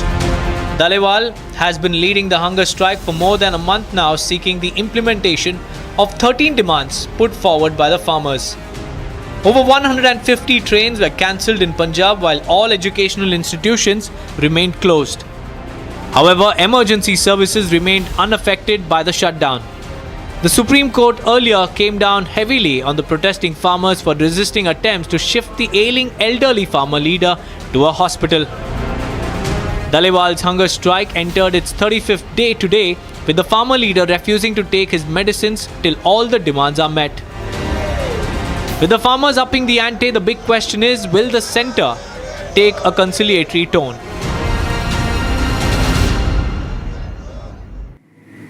Some news and national news in brief now. Allu Arjun's bail hearing has now been postponed to 3rd of Jan. This comes after the actor who's facing this case for the death of a woman who died during a stampede that was caused at the Pushpa 2 premiere. AIADMK members staged protest in Kanchipuram against the Tamil Nadu government over the alleged sexual harassment incident at Anna University. The incident involves recent sexual assault of a 19-year-old student at Anna University.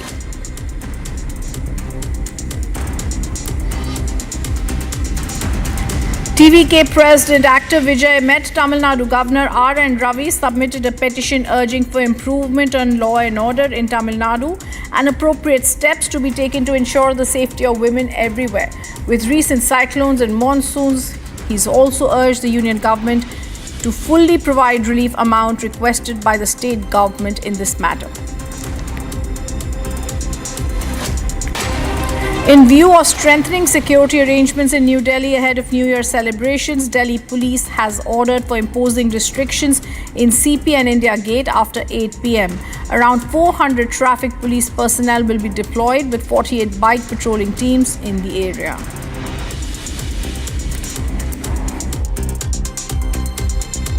Delhi में जैसा आप जानते हैं कि Connaught place या India gate ये वो मुख्य बिंदु होते हैं जहां पर नए साल में हमेशा से काफ़ी भीड़ देखी गई है।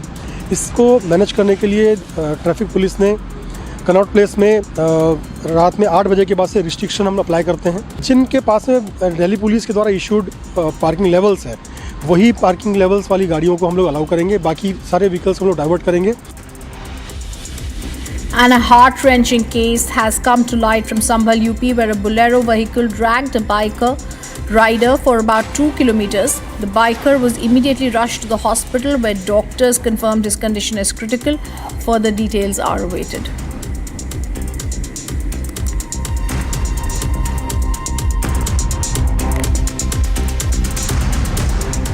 This is fantastic news, viewers. ISRO is set to launch 2 satellites today at night from the Sriharikota spaceport to demonstrate docking and undocking of spacecraft in orbit, which will make India the 4th country in the world to achieve the feat. The Indian Space Research Organization's Warhorse rocket polar satellite launch vehicle will place the 2 satellites in a 476-kilometer circular orbit and attempt the space docking experiment in the first week of January. What is space docking experiment? To simplify this for our viewers, it's a pioneering mission that India is doing to establish India's capability in orbital docking. It's a key technology that is needed, viewers, for future human space flight and satellite servicing missions. This is something ISRO has also clarified. It's now going to be lifting out at 10 p.m. on Monday instead of as originally planned at 9:58. The space docking, what do they want to achieve with this? This is essential for taking up India's ambitions in space, including sending humans to the moon, bringing samples from there, and also building and operating the country's own space station, Bharatiya Antariksh Station. All this on your screens are also visuals that have been released by ISRO on the SpaceX mission. The object of this, like I said, is to transfer of electric power between the docked spacecraft, which is essential for future applications. This could be like in-space robotics, composite spacecraft control, and payload operations after undocking.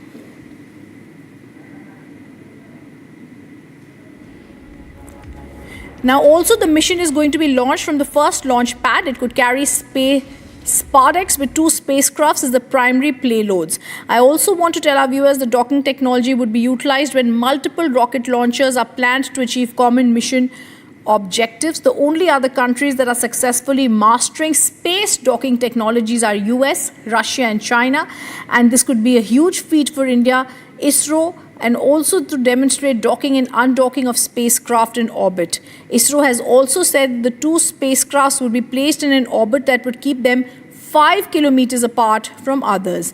The process will be taking roughly 10 to 14 days after the liftoff today, according to ISRO officials. This would be, viewers, ISRO's last mission in 2024, and the PSLV C-60 is the first vehicle to be integrated up to the 4th stage at the PSLV integration facility that has been established.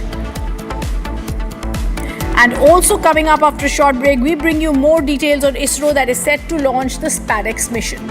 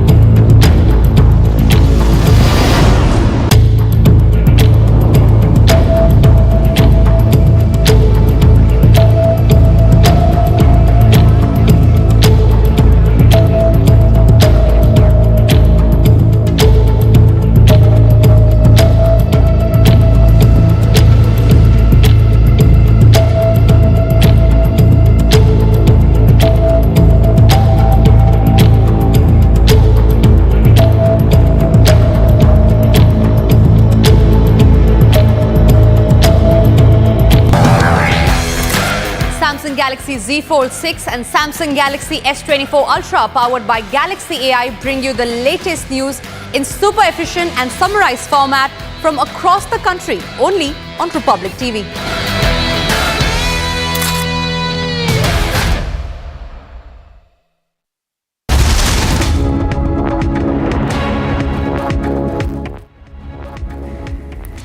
Welcome back. The ABVP has now staged a protest that is condemning the alleged sexual assault of a second-year student at Anna University in Tamil Nadu.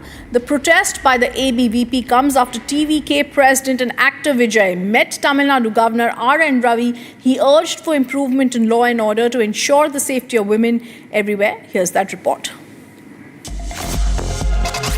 ABVP protesters have been gathered outside Tamil Nadu Bhawan demanding justice for the 19-year-old student who was raped, even asking for the resignation of Tamil Nadu CM M.K. Stalin. Let me show you the pictures once again. That huge students have been gathered here. What are your demands? You people have been gathered here.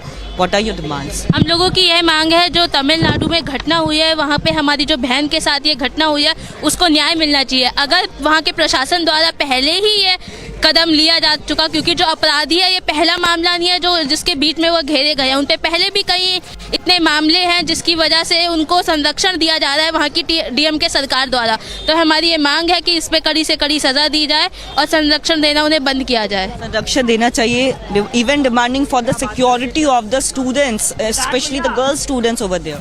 Yeah, श्रेय Singh Lodhi from ARSD college ABVP का आम कार्यकर्ता हूं। हमारा ये कहना है कि हम यहां पर आज जुड़े हुए हैं 23 दिसंबर को जो दुर्घटना हुई है तमिलनाडु में, और जिस तरीके से वहां की जो राज्य सरकार है उसको डिफेंड करने की कोशिश की, और हमारे ABVP कार्यकर्ताओं ने जब आवाज़ उठाई तो उसका पुरजोर विरोध किया कि राज्य सरकार के द्वारा। उसके हम विरोध में हैं। आज हम तमिलनाडु भवन में ABVP दिल्ली पूरी की पूरी इकट्ठी हुई है और हम इसके विरोध में प्रदर्शन कर रहे हैं, और हम सुनिश्चित करेंगे कि आगे से ऐसी कोई दुर्घटना ना हो, और अगर दुर्घटना होती है तो ABVP कल खड़ी थी, ABVP आज खड़ी, ABVP आगे खड़ी रहेगी। और जैसे उसकी हमारी छात्रा बहन की आवाज़ को दबाने की कोशिश किया गया, हम इसके पुरजोर विरोध करते हैं। वंदे मातरम, जय Hind. ABVP protesters are protesting outside Tamil Nadu Bhawan. You can see the huge crowd here. In fact, the police officials have taken enough measures outside the Tamil Nadu Bhawan. They are not letting any student to enter the Tamil Nadu Bhawan premises. Even you can see the barricadings also have been done by the Delhi police. But students, ABVP students are protesting outside the Bhawan and even demanding justice and resignation of Tamil Nadu CM M.K. Stalin. Coming up after a short break ahead of elections, Arvind Kejriwal's new poll promise assures 18,000 rupees salary for priests if AAP wins.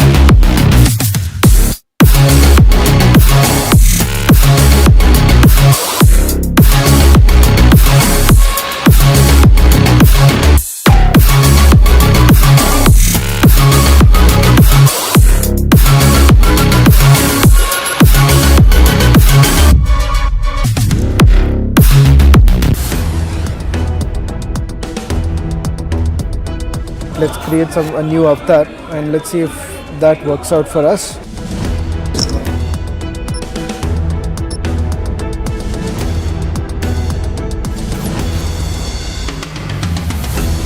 I'll just record and also transcribe it with the Note Assist using the Galaxy AI.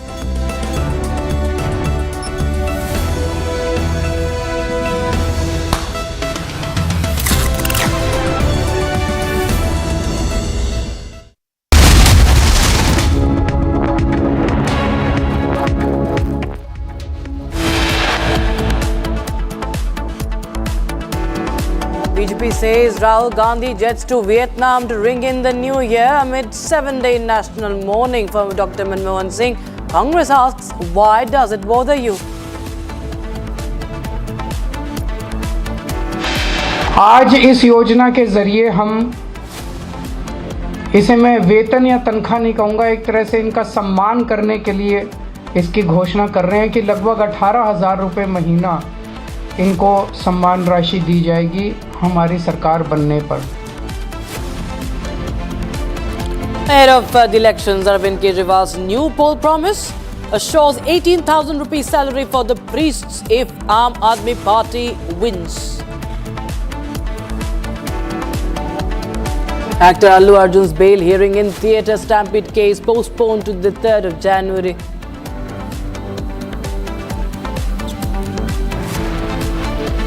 Actor politician Vijay meets Tamil Nadu governor over Anna University sexual assault case, seeks measures to ensure the safety of women. The technology didn't show anything, but with the naked eye, it seemed that he did touch something. So I don't know how the umpires want to use the technology. Yashasvi Jaiswal's controversial dismissal in the MCG. Umpire rules India batter out despite no spike on the sneakometer. BCCI Vice President Rajiv Shukla slams the decision. And ISRO to sign off 2024 with space docking experiment mission today at 10 p.m.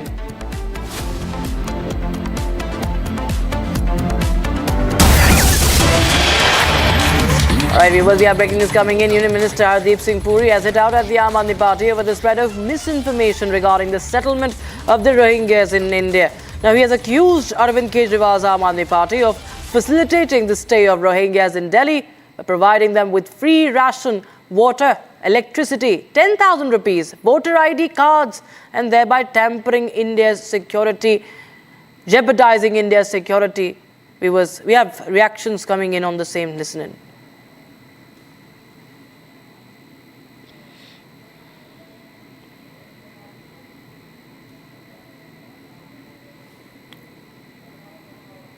ऐसा सगा नहीं जिसको केजरीवाल ने ठगा नहीं। एक ही झूठ को बार बार फैलाने से वह सच में नहीं बदल जाता। हां, आपके झूठे होने का प्रमाण बार बार अवश्य दे देता है। सच्चाई यह है कि आज तक कहीं भी किसी भी रोहिंग्या को कोई भी फ्लैट नहीं दिया गया है। जो लोग झूठे नारे लगा रहे हैं वो भी ये बात जानते हैं, लेकिन केजरीवाल जी के विधायक ने रोहिंग्या को दिल्ली में बसाकर उन्हें मुफ्त राशन, पानी और बिजली दिया और साथ में हर एक को 10-10 हजार रुपए देकर उनका वोटर कार्ड भी बनाया है। रोहिंग्या किसका वोटर हो सकता है ये पूरा देश जानता है। केजरीवाल जी का रोहिंग्या को बार बार सपोर्ट करना देश की सुरक्षा के साथ खिलवाड़ है। यह बहुत ही निचले स्तर की राजनीति है।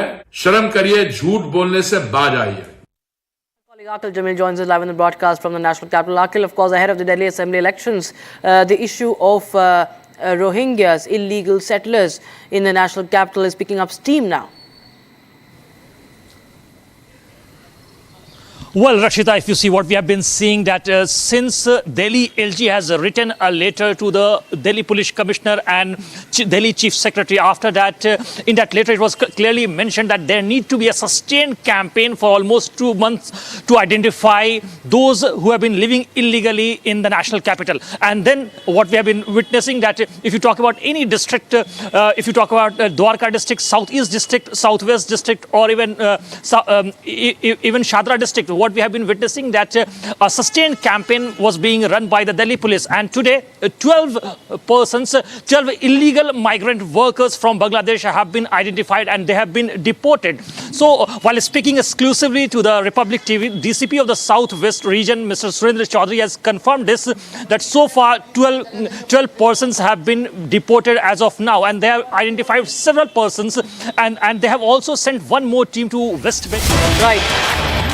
Right, in fact, we have some more breaking news now, viewers. Now, a total of 185 illegal Bangladeshi migrants have been identified across various districts in Delhi, with 103 in the outer district, 50 in Shadra district, and 32 in the southeast district. Deputy Commissioner of Police for Shadra has confirmed that one of the identified migrants has already been deported So Delhi police's crackdown on the infiltration is now picking up. We have reaction coming in from DGP. Take a listen in.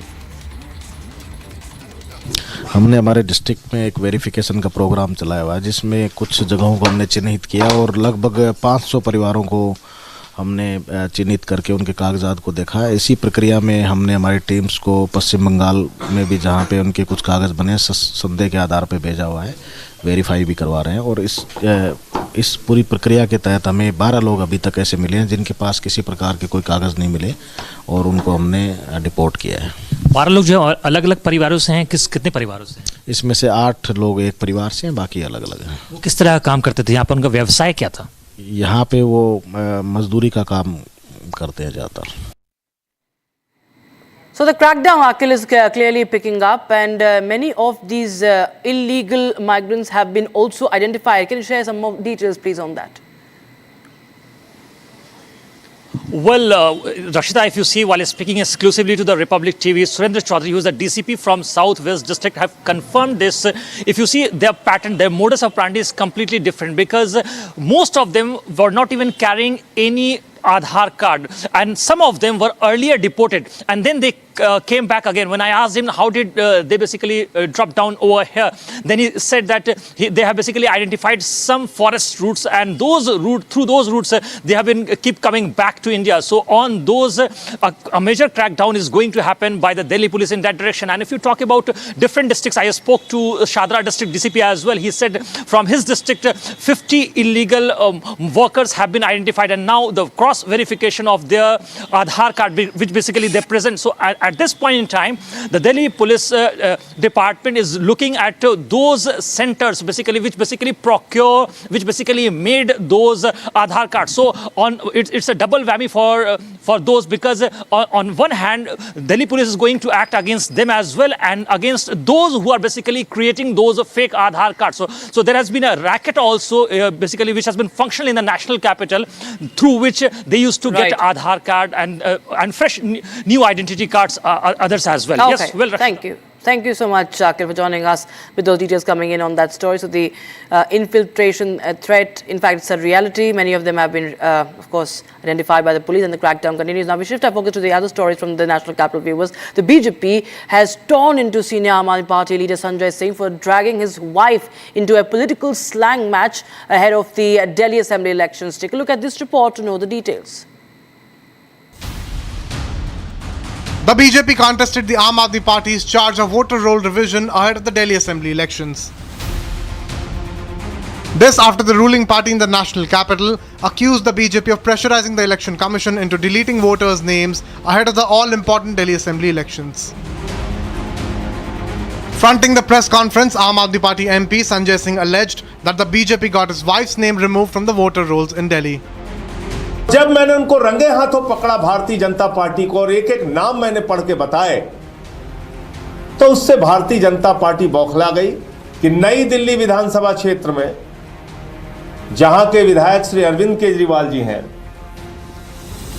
वहां पर हमारी पत्नी अनीता सिंह जी का नाम कटवाने के लिए application दे दी, और एक बार नहीं दी, दो बार दे दी। 24 दिसंबर को और 26 दिसंबर को। However, less than 24 hours after Sanjay Singh's allegations, the BJP called out AAP's lie. Taking to his handle on social media platform X, BJP leader Amit Malviya accused the Aam Aadmi Party MP of stooping to a new low in dragging his wife into a political slanging match ahead of the elections. Tagging an affidavit of Sanjay Singh's wife, Anita, to his ex-post, Malviya fact-checked the Aam Aadmi Party, saying that his wife is a UP voter. Mr. Sanjay Singh need to answer about Madhu Devi and Suresh Devi. They are two women who has challenged a vote, and he need to tell who these two women are. Are they part of the Aam Aadmi Party? Are they related to Sanjay Singh? He need to answer these questions, because they try to manipulate and try to play game into everything to stay in news, to put something in news. They can go to any extent, and for this regard he has played this game, and now he is in the trap himself. The copy of the affidavit filed by Sanjay Singh's wife clearly mentions her as a voter from Sultanpur in Uttar Pradesh. Upping the ante against the BJP, earlier the Aam Aadmi Party Supremo Arvind Kejriwal claimed random voter deletions, adding that the ruling party at the centre was resorting to any means necessary to win the Delhi elections. लगभग 5000 application deletion की डाली है। 5000 voters delete करने की application 15 दिन में डाली है और लगभग 7500 एप्लीकेशन इन्होंने एडिशन की डाली है और मेरी विधानसभा में टोटल वोट 1,06,000 हैं। 1,06,000 में से लगभग 5% वोट ये डिलीट करवा रहे हैं, 7.5% वोट ये ऐड करवा रहे हैं। तो चुनाव कराने का ज़रूरत ही क्या है? चुनाव बचा क्या उसके बाद? चुनाव तो कुछ नहीं बचा। 12% वोट अगर इधर के उधर कर देंगे तो फिर तो चुनाव कुछ बचा ही नहीं। खेल हो रहा है इस देश के अंदर चुनाव के नाम पे। However, with the BJP now calling out Aam Aadmi Party's lie, will Aam Aadmi Party MP Sanjay Singh clarify?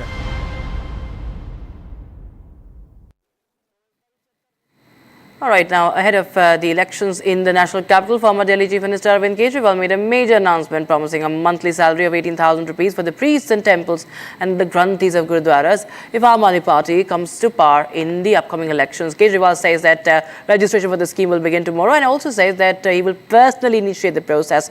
In fact, he's training guns at the BJP already, saying that, and I quote him here, that I request the BJP to not create hurdles in the registration process. Blocking this will be akin to committing a sin, as they are a bridge to God. And remember, viewers, this happening as he is facing protests from the Waqf board imams for not paying their dues. Listen to Arvind Kejriwal. ये देश में पहली बार हो रहा है। आज तक कभी किसी पार्टी किसी सरकार ने ऐसा नहीं किया। ये पहली बार हो रहा है। जैसे दिल्ली में हमने कई काम पहली बार किए, स्कूल अच्छे किए पहली बार किए, अस्पताल अच्छे किए पहली बार किए, महिलाओं के लिए बस यात्रा फ्री करी पहली बार करी। ऐसे ये पहली बार हो रहा है और मैं उम्मीद करता हूं कि भारतीय जनता पार्टी और कांग्रेस की सरकारें भी इससे सीख के अपने अपने राज्यों के अंदर पुजारियों और ग्रंथियों के सम्मान के लिए ऐसी योजनाएं लागू करेंगी। इस योजना का कल से रजिस्ट्रेशन चालू होगा। कल इस योजना का रजिस्ट्रेशन एक तरह से शुभारंभ करने के लिए मैं कनॉट प्लेस के हनुमान मंदिर जाऊंगा और वहां के पुजारियों का रजिस्ट्रेशन करके आऊंगा और उसके बाद दिल्ली के सभी मंदिरों और गुरुद्वारों में हमारे एमएलएज, हमारे कैंडिडेट्स, हमारे कार्यकर्ता पुजारियों का और ग्रंथियों का रजिस्ट्रेशन कल से फिर मेरे आरंभ करने के बाद पूरे दिल्ली के अंदर इसका रजिस्ट्रेशन चालू होगा। And viewers, on to the big controversy from the cricketing world today. Yashasvi Jaiswal's controversial and dramatic dismissal on day 5 of the Boxing Day test between India and Australia at the MCG is now causing quite a stir. And of course, there is a divided opinion across the cricketing fraternity, across the cricket fans, and the dismissal has proved to be the final nail in the coffin, so to speak, as Australia registered an 184-run victory. Rohit Sharma spoke about the controversial call made by the third umpire and suggesting that such decisions always seem to go against the Indian camp, that India tends to fall on the wrong side of such situations and such decisions. In fact, the BCCI, viewers, has also slammed the umpire on this. Take a listen in first to what Rajiv Shukla of the BCCI had to say. In fact, viewers, before we get to the reactions, we have Yashasvi Jaiswal's coach, Mr. Jwala Singh himself on the broadcast. Thank you so much, sir. How do you react to this divided opinions that are coming in? Most of, we, of course, here in India, there's a lot of support and a lot of criticism for the decision made by the on-field umpire. So much so that even Rohit Sharma says that one does not know how technology is being used, how umpires decide to use technology. Well, actually, I was there in the stadium that time. I was watching the game in Melbourne. I'm in Australia now. And I think when the ground umpire is given not out, it goes to the DRS. And then after that, the technology play the role of getting batsmen out or not out, where clearly there was the lack of evidence like that he was out or not out. So I think the benefit of doubt should be always given to the to the batter, because the third umpire decision is totally based on the technology, not based off the human eyes. So I think where there was no proof evidence, because there was no sneakometer there. So I think he should not be given out. And I think because of that decision, the game's tempo has changed. He was playing really well, and he was almost very close to the century. And think from there, the things turn and we lost the game. So I think this was a very crucial and controversial decision from the umpire. And if you have technology, you should take advantage of it. If not, then you should not make any kind of decision basis on the prediction. That's what I can say right now. So you feel that the umpire should have gone with what the sneakometer was showing? Yeah, of course. I mean, if you're using the technology and you doesn't have the foolproof technology, you should always give the benefit of doubt to the batter. So I think the clear voice from my side is like he should not be given out, though he was out or not out. That is a different part. Whether ball hit the gloves or not, that's a different part.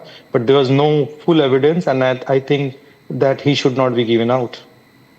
You feel, do you agree with Rohit Sharma? In fact, he did somewhat try to, douse the fire. He says, to be fair, that he did touch the ball. So he clearly said that the captain himself is saying that he did touch the ball, even if the sneako did not show anything.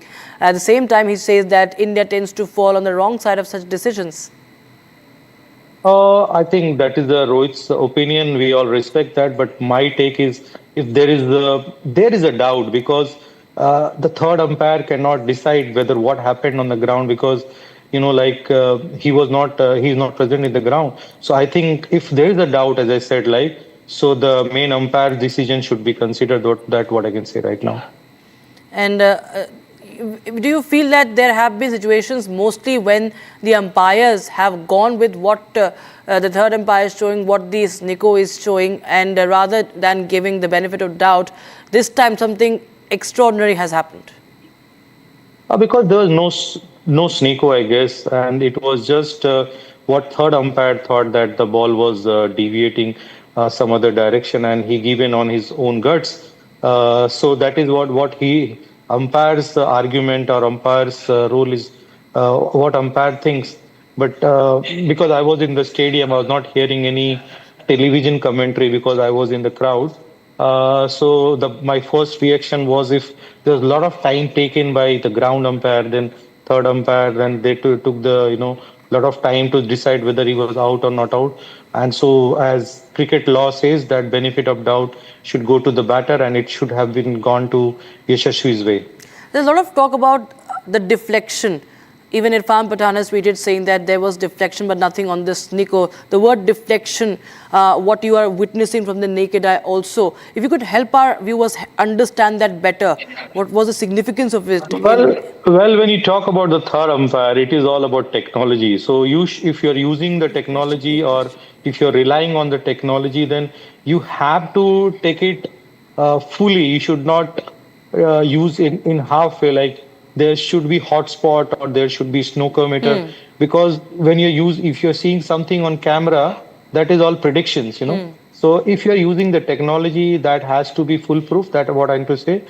He's out or not out, that is a different debate, because there are multiple occasions where the batsman is out and they also get not out. So that is totally umpire's call. But now, end of the day, what I say, now he has been out, so we need to respect the decision of umpire and move forward. And onto the cricket part of it, of course, before I ask you about the performance, but did you speak to Yashasvi, because he was quite animated when he was talking to the umpires before going to the pavilion? Did you speak to him? What was he saying?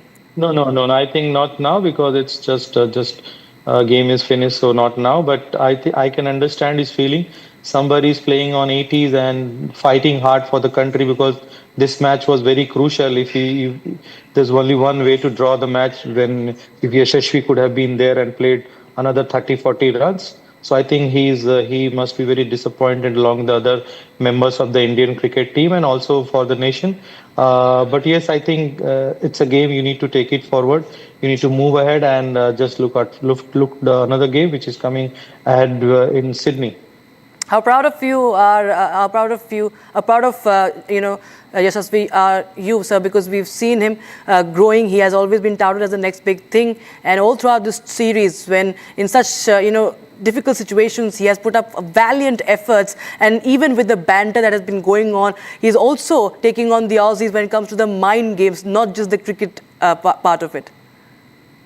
Well, I'm very, very proud. I cannot tell you my feeling because I saw him long back when he was just 12 years of age.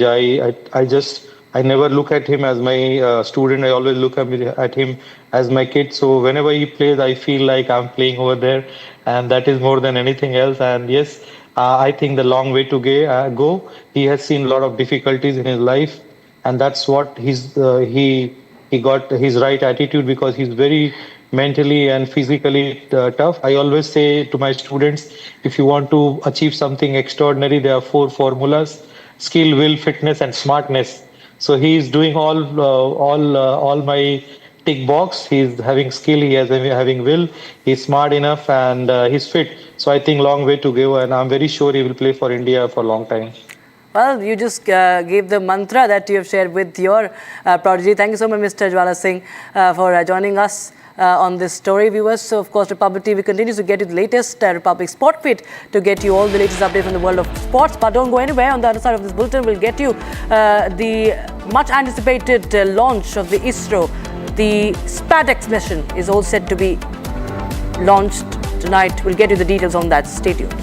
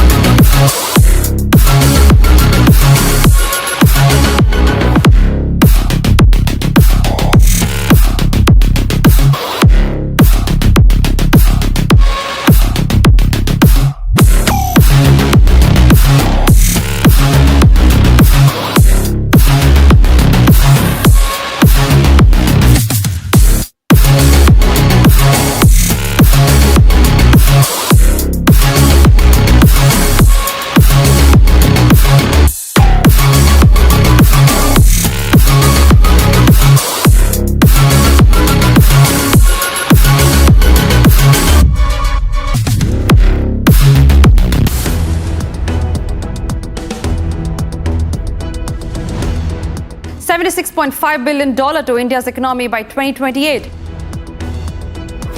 Get your notes in just a few taps, even as you multitask. Note Assist, powered by Galaxy AI, transcribes recordings and organizes them into notes, producing super useful summaries. So record and summarize with Note Assist. Galaxy AI is here.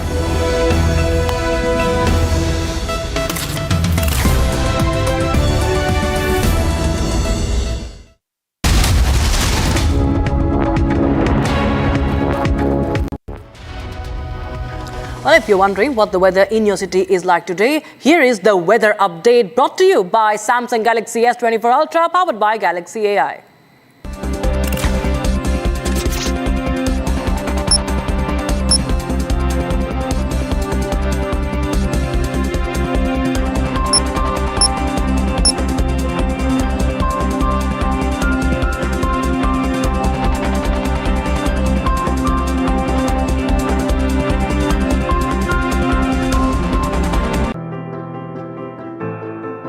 When Nitish Kumar Reddy brought up his maiden test century at the Melbourne cricket ground, his father's joyful reaction to the feat went viral almost instantly.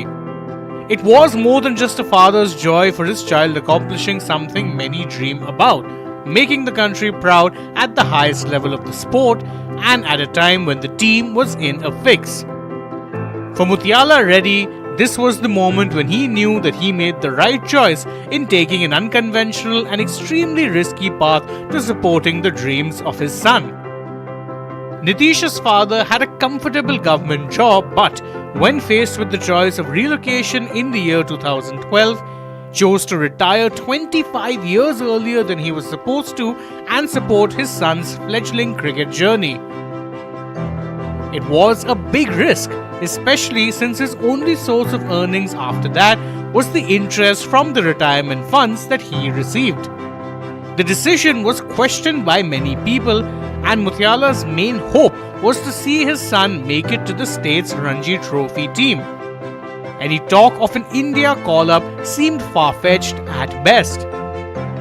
But Nitish not only made it to the domestic team, he also impressed in the IPL for the Sunrisers Hyderabad and was thus fast-tracked into the Test team. Aged 21, he was seen as one for the future, the answer to India's pace bowling all-rounder problem in the long term. But as Reddy proved at the MCG, the future is now.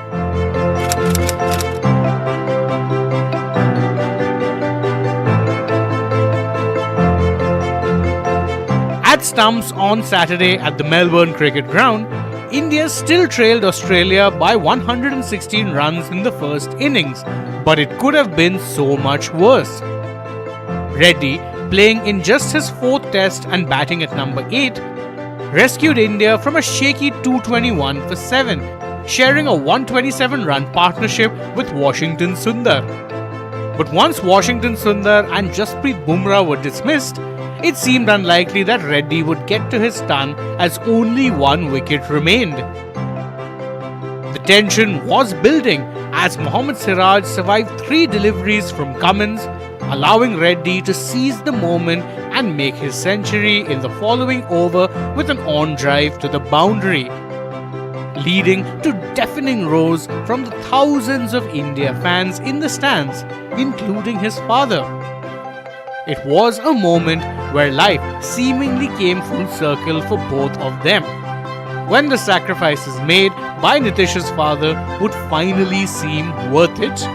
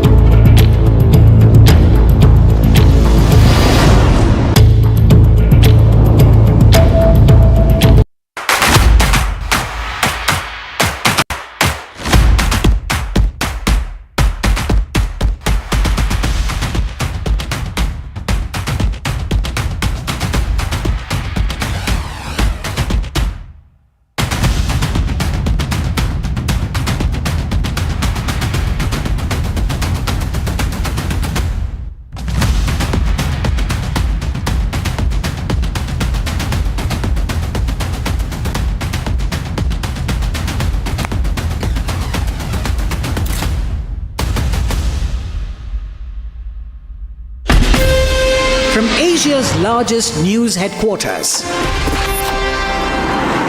setting the agenda for Bharat.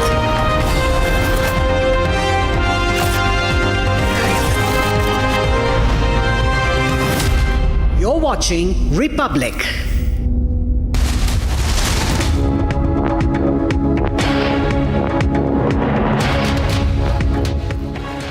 Well, thank you for joining us on Republic TV. Let's now get you news summarized with Note Assist using Galaxy AI on Samsung Galaxy Z Fold 6.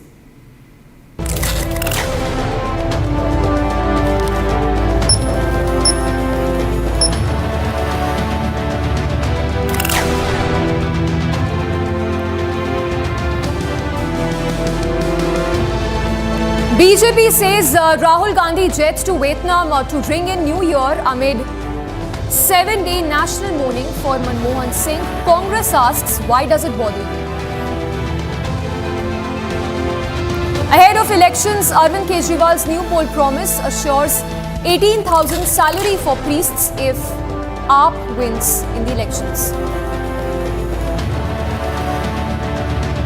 Actor and politician Vijay meets Tamil Nadu governor over Anna University assault case, seeks measures to ensure safety of women.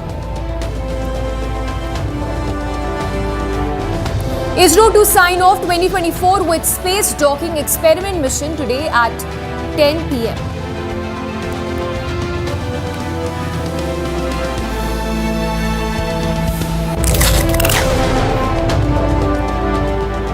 Well, that was the news summarized with Note Assist using Galaxy AI on Samsung Galaxy Z Fold 6. Let's now get started with a big story of the day.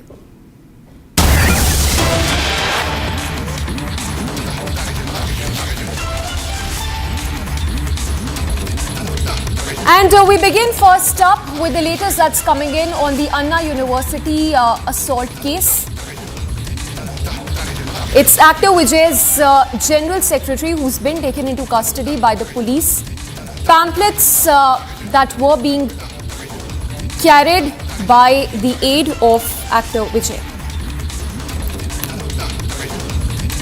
So this comes hours after actor Vijay held a meet with the Tamil Nadu governor over the Anna University assault case. His aide who's now been taken into custody by the police. Alright, we will just try and get more details, but it's TVK party activist who's been taken into custody. Close aide of actor Vijay, Basi Anand, the General Secretary of the Tamil Nadu Vetri Kalangam party, was arrested today. This incident has raised eyebrows. He's been taken into custody for allegedly giving a letter written by actor Vijay to the public as a notice regarding the Anna University student issue without permission is what the police says. It is even said that the arrested person is currently being held in a private hall in the college. So this is the sexual assault case of a 19-year-old girl. She was allegedly assaulted in university campus, and this comes hours after actor Vijay held a meet with the Tamil Nadu governor.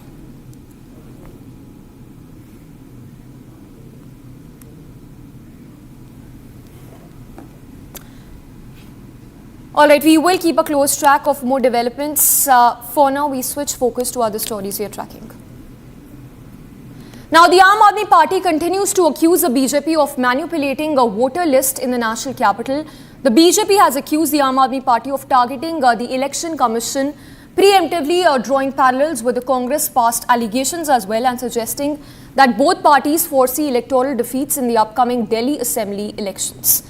So this is the charge that's been made, charge and counter charge by both the Aam Aadmi Party and the BJP, alleging voter manipulation ahead of polls slated to take place in the month of February next year.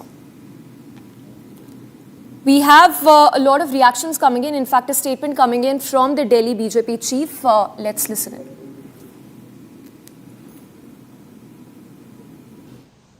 अब मैं इनके झूठ का एक एक करके खुलासा करता हूं। और मोदी जी कहते हैं डिजिटल इंडिया है, पूरे देश के भाजपाइयों से मैं कहना चाहता हूं, पूरे देश के भाजपाइयों से कहना चाहता हूं, तुरंत इलेक्शन कमीशन की वेबसाइट पे जाओ, तुरंत इलेक्शन कमीशन की वेबसाइट पे जाओ और निर्वाचन आयोग की वेबसाइट पे जाके अनीता सिंह, जो मेरी पत्नी है और जो उनका पता है, बीटीएम नंबर मैं बोल दे रहा हूं, 220 29 35, मोटे मोटे अक्षरों में दिखा दे रहा हूं, 220 29 35। देखो इनका वोट कहां बना हुआ है।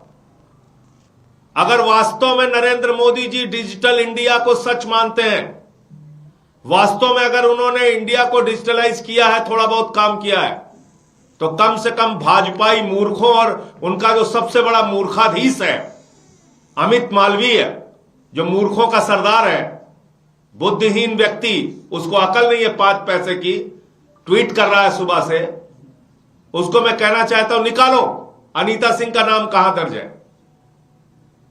बीटीएम नंबर बता दिया तुझे। झूठ पे झूठ, झूठ पे झूठ, दिन रात झूठ।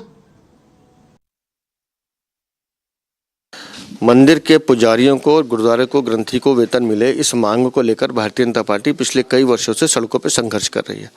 मंदिर के पुजारी संत भी हमारे साथ आए, उन्होंने भी सड़कों पर प्रदर्शन किया, अरविंद केजरीवाल का घेराव भी किया, लेकिन अरविंद केजरीवाल ने के कान पे एक जू नहीं रहेंगी। 2013 से ये मौलवी और इमामों को तनख्वाह दे रहे हैं, 58 करोड़ 30 लाख 90 हज़ार रुपये अब तक दे चुके हैं, लेकिन मंदिर के पुजारियों के लिए इसके पास पैसा नहीं था। आज जब चुनाव सर पर आ गए और इन्हें लगा कि खाली मौलवी और मौलाना से काम नहीं चलेगा, तो इन्हें राम याद आने लग गए। तो अब ये मंदिर के पुजारी ग्रंथी की बात कर रहे हैं। जानते मंदिर के पुजारी और ग्रंथी भी है कि 12 साल से इसने हमें धोखा दिया, ये देगा नहीं। तो ये चुनावी घोषणा है और भारतीय जनता पार्टी इसी मांग को लेकर दिल्ली हाईकोर्ट गई थी और हमने वहाँ ये मांग की थी कि खाली इमाम और मौलवी को दी जा रहे, मंदिर के पुजारी को क्यों नहीं। तो उसमें कोर्ट ने दिल्ली सरकार को नोटिस किया है और 21 तारीख उसकी डेट है, जहाँ अरविंद केजरीवाल को बताना होगा कि हमने मौलवियों को तो दिए, मंदिर के पुजारी ग्रंथी को नहीं दिए, उसका कारण बताएं। Mr. Sanjay Singh need to answer about Madhu Devi and Suresh Devi. They are two women who has challenged a vote, and he need to tell who these two women are. Are they part of the Aam Aadmi Party? Are they related to Sanjay Singh? He need to answer these questions because they try to manipulate and try to play game into everything to stay in news, to put something in news. They can go to any extent, and for this regard, he has played this game, and now he is in the trap himself. In fact, it's Sandeep Dixit of Delhi Congress who's accused the Aam Aadmi Party of collecting data in the name of welfare schemes. Listen into the reactions coming in from the Congress party. Look, ma'am, I don't know what this controversy is, but I know that all political parties have their workers who always work on voter lists, and it is something in which Election Commission encourages that if you think people who should not be on the voters list are registered there, then political party workers can point that out to the Election Commission. And if you feel that some legitimate voters are left out, you can do that, right? So I am telling Aam Aadmi Party that if you seriously believe your voters have been cut, you can do that exercise and go to the Election Commission. And if BJP feels that wrong voters have been put in, they can also get it cut. But my whole thing in this is that both the BJP and the Aam Aadmi Party is raising up issues that are not relevant directly on the performance of the Delhi government. Why isn't Mr. Kejriwal talking about 10 years of his government? Why isn't BJP talking about the 10-15 years that it ruled MCD? Or what it did in DDA or about the law and order Delhi? Both these parties, because they are feeling that their track record is so poor that they cannot go to the people with regard to development issues of Delhi, they are trying to, use other issues. It's important. I mean, voter list issues are important, right? But political parties have legitimate ways and manners in which they can work with voter lists. And let's wait, because the other voter lists will now come. And there is a system, all of you know, where workers go house to house, they go door to door, they check voter lists. And if there are people who are either wrongly put in there or wrongly not there, those can be corrected. Now, launching a scathing attack on the Congress, the BJP has alleged that Rahul Gandhi exploited former Prime Minister Dr. Manmohan Singh's death for his for his politics and has now flown to Vietnam to ring in New Year celebrations. This while the country is mourning the demise of the late former Prime Minister Dr. Manmohan Singh. In fact, it's the Congress that has hit back and has asked when will the Sanghis stop this diversion politics. Listen in to the reactions coming in. Rahul Gandhi के समय पर LOP का मतलब leader of opposition नहीं, बल्कि leader of पर्यटन और leader of party बन चुका है। एक संवैधानिक पद को इन्होंने नेता प्रतिपक्ष से बदलकर लीडर ऑफ पार्टी और लीडर ऑफ पर्यटन बना रखा है। आज जब देश पूर्व प्रधानमंत्री मनमोहन सिंह जी के दुखद निधन पर राष्ट्रीय शोक आज भी मना रहा है, देश की ओर से, देश की सरकार की ओर से ये घोषणा की गई कि 7 दिन का राष्ट्रीय शोक मनाया जाएगा, तब देश में रहते हुए प्रधानमंत्री मनमोहन सिंह जी के इस दुखद निधन पर अपना शोक प्रकट करने के बदले, जैसे कि राहुल गांधी से अपेक्षित है, मीडिया के माध्यम से खबर ये आ रही है कि राहुल गांधी पर्यटन और पार्टी के लिए निकल चुके हैं। वैसे राहुल गांधी और पार्टी, राहुल गांधी और विदेशी पर्यटन, ये अब बहुत ही सामान्य बात बन चुकी है। याद होगा आपको कि जब 26/11 जैसा हमला मुंबई पर हुआ था, तब भी अखबारों में छपा था कि कैसे राहुल गांधी रात भर नाच गाना पार्टी कर रहे थे। और आज भी उनको डॉक्टर मनमोहन सिंह जी से या उनके सम्मान को लेकर कोई ज़्यादा चिंता नहीं है, केवल सम्मान और श्रद्धांजलि पर सियासत करनी थी। देखिए, भारतीय जनता पार्टी को तो तिल को ताल बनाने का उनको इस मामले में महारत है। हर चीज़ को एक जिसको कहते हैं कि बनाकर वो पेश करते हैं लोगों के सामने। हकीकत क्या है वो सब लोग जानते हैं। देखिए, राहुल जी यहाँ लगातार जब तक मनमोहन सिंह जी की पूरी जो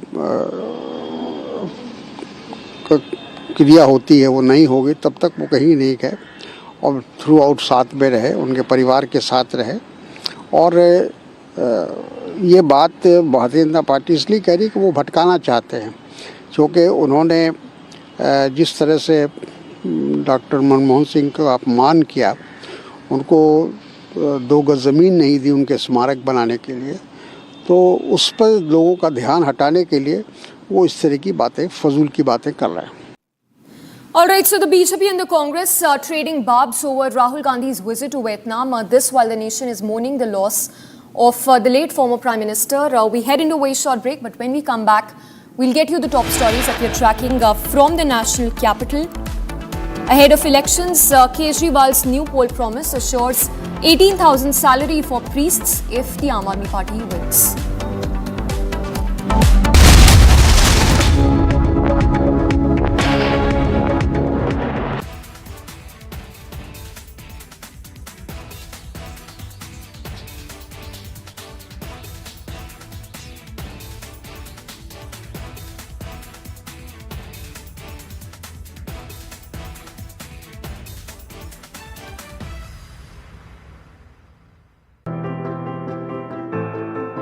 When Nitish Kumar Reddy brought up his maiden test century at the Melbourne cricket ground, his father's joyful reaction to the feat went viral almost instantly. It was more than just a father's joy for his child accomplishing something many dream about, making the country proud at the highest level of the sport and at a time when the team was in a fix. For Muthiala Reddy, this was the moment when he knew that he made the right choice in taking an unconventional and extremely risky path to supporting the dreams of his son. Nitish's father had a comfortable government job, but when faced with the choice of relocation in the year 2012, chose to retire 25 years earlier than he was supposed to and support his son's fledgling cricket journey. It was a big risk, especially since his only source of earnings after that was the interest from the retirement funds that he received. The decision was questioned by many people, and Mutiala's main hope was to see his son make it to the state's Ranji Trophy team. Any talk of an India call-up seemed far-fetched at best. But Nitish not only made it to the domestic team, he also impressed in the IPL for the Sunrisers Hyderabad and was thus fast-tracked into the Test team. Aged 21, he was seen as one for the future, the answer to India's pace bowling all-rounder problem in the long term. But as Reddy proved at the MCG, the future is now.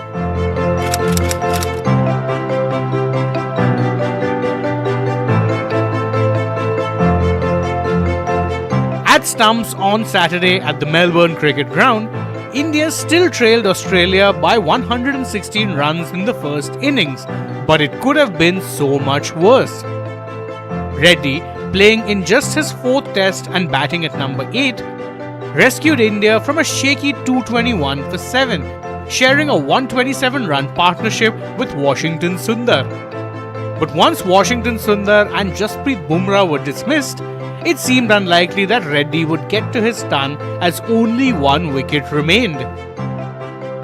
The tension was building as Mohammad Siraj survived 3 deliveries from Cummins, allowing Reddy to seize the moment and make his century in the following over with an on-drive to the boundary, leading to deafening roars from the thousands of India fans in the stands, including his father.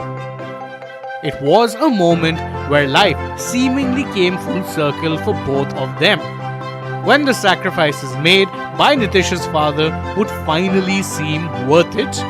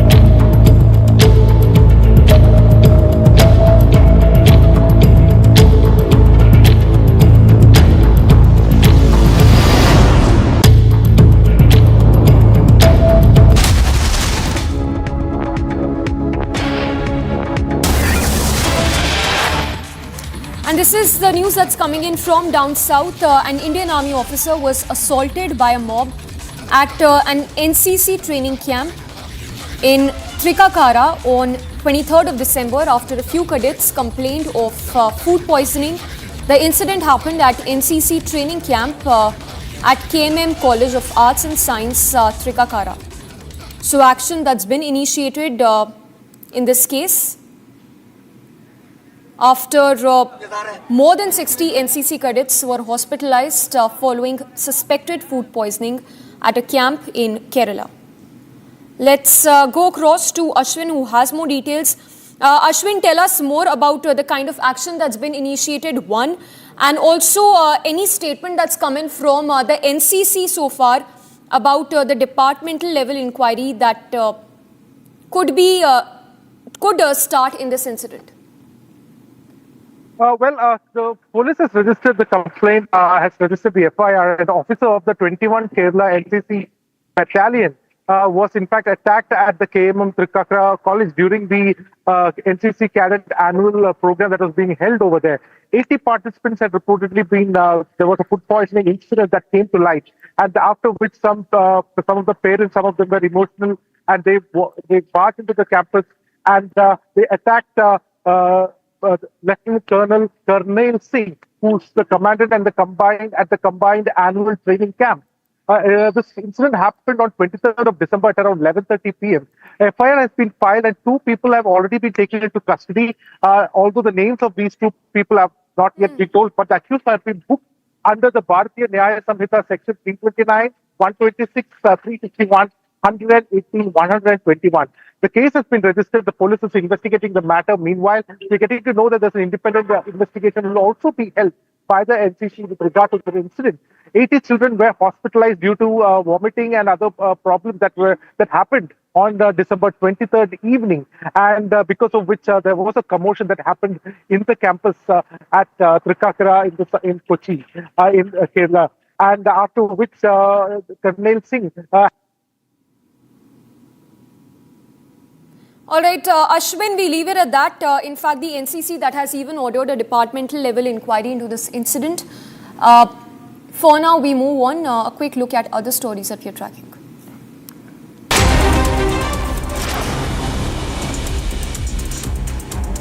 Shri Ram Janmabhoomi Temple Construction Committee chairperson said the remaining construction work at the Grand Ram Mandir in Ayodhya will be completed by June 2025. His statements followed the panel's detailed review of the pending work at the temple.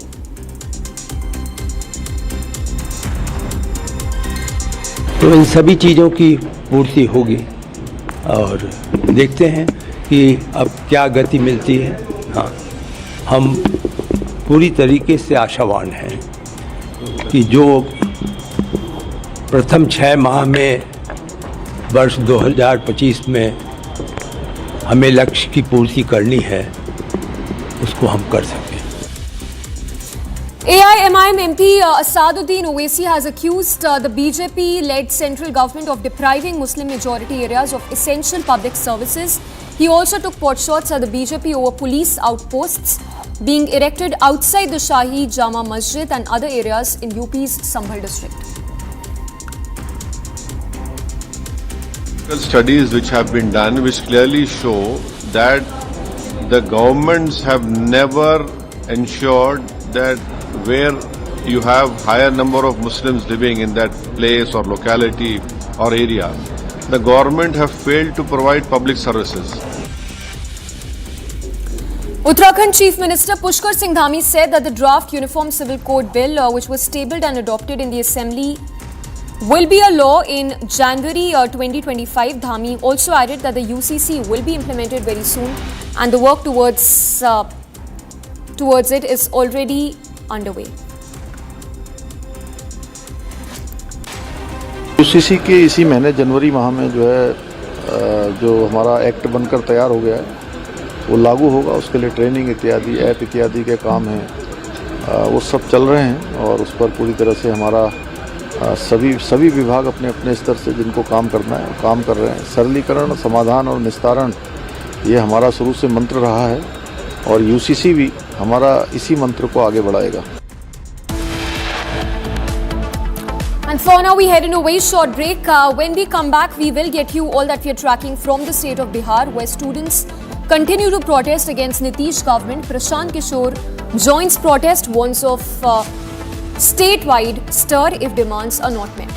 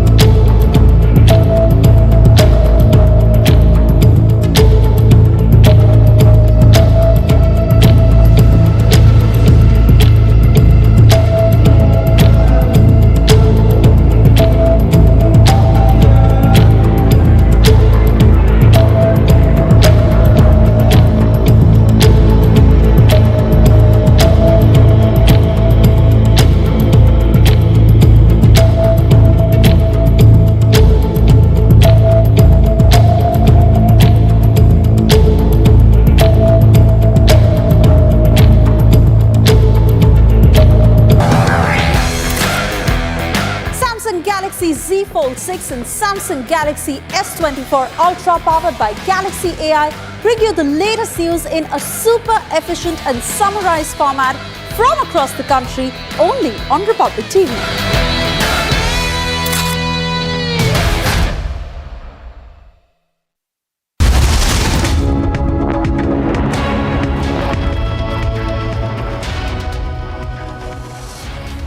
Good evening, welcome to Republic TV. I'm Ridhuman Bhardwaj. Our top focus is going to be on how the BJP has upped the ante on Rahul Gandhi, who's celebrating New Year's in Vietnam, while there is 7-day national mourning for former Prime Minister Manmohan Singh. First up, a look at our top headlines.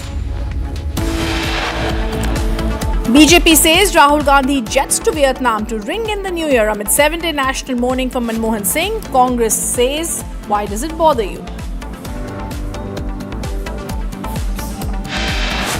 इस योजना के जरिए हम इसे मैं वेतन या तनख्वाह नहीं कहूँगा, एक तरह से इनका सम्मान करने के लिए इसकी घोषणा कर रहे हैं कि लगभग 18,000 रुपये महीना इनको सम्मान राशि दी जाएगी हमारी सरकार बनने पर। Ahead of elections, Arvind Kejriwal's new poll promise assures 18,000 rupees salary for priests if AAP wins.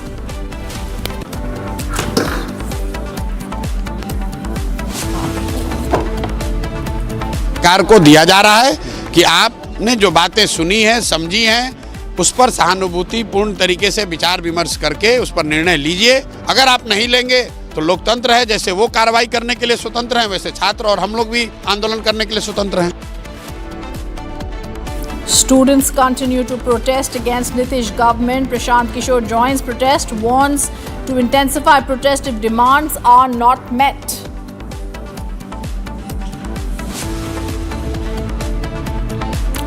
Actor and politician Vijay meets Tamil Nadu Governor N. Ravi over Anna University sexual assault case, seeks measures to ensure safety of women.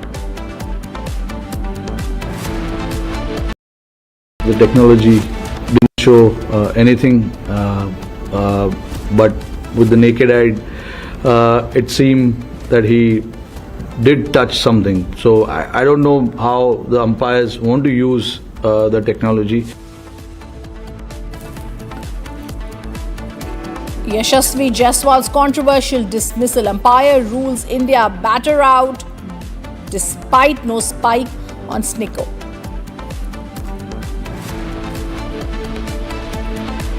And ISRO is to sign off 2024 with space docking experiment mission today at 10 p.m.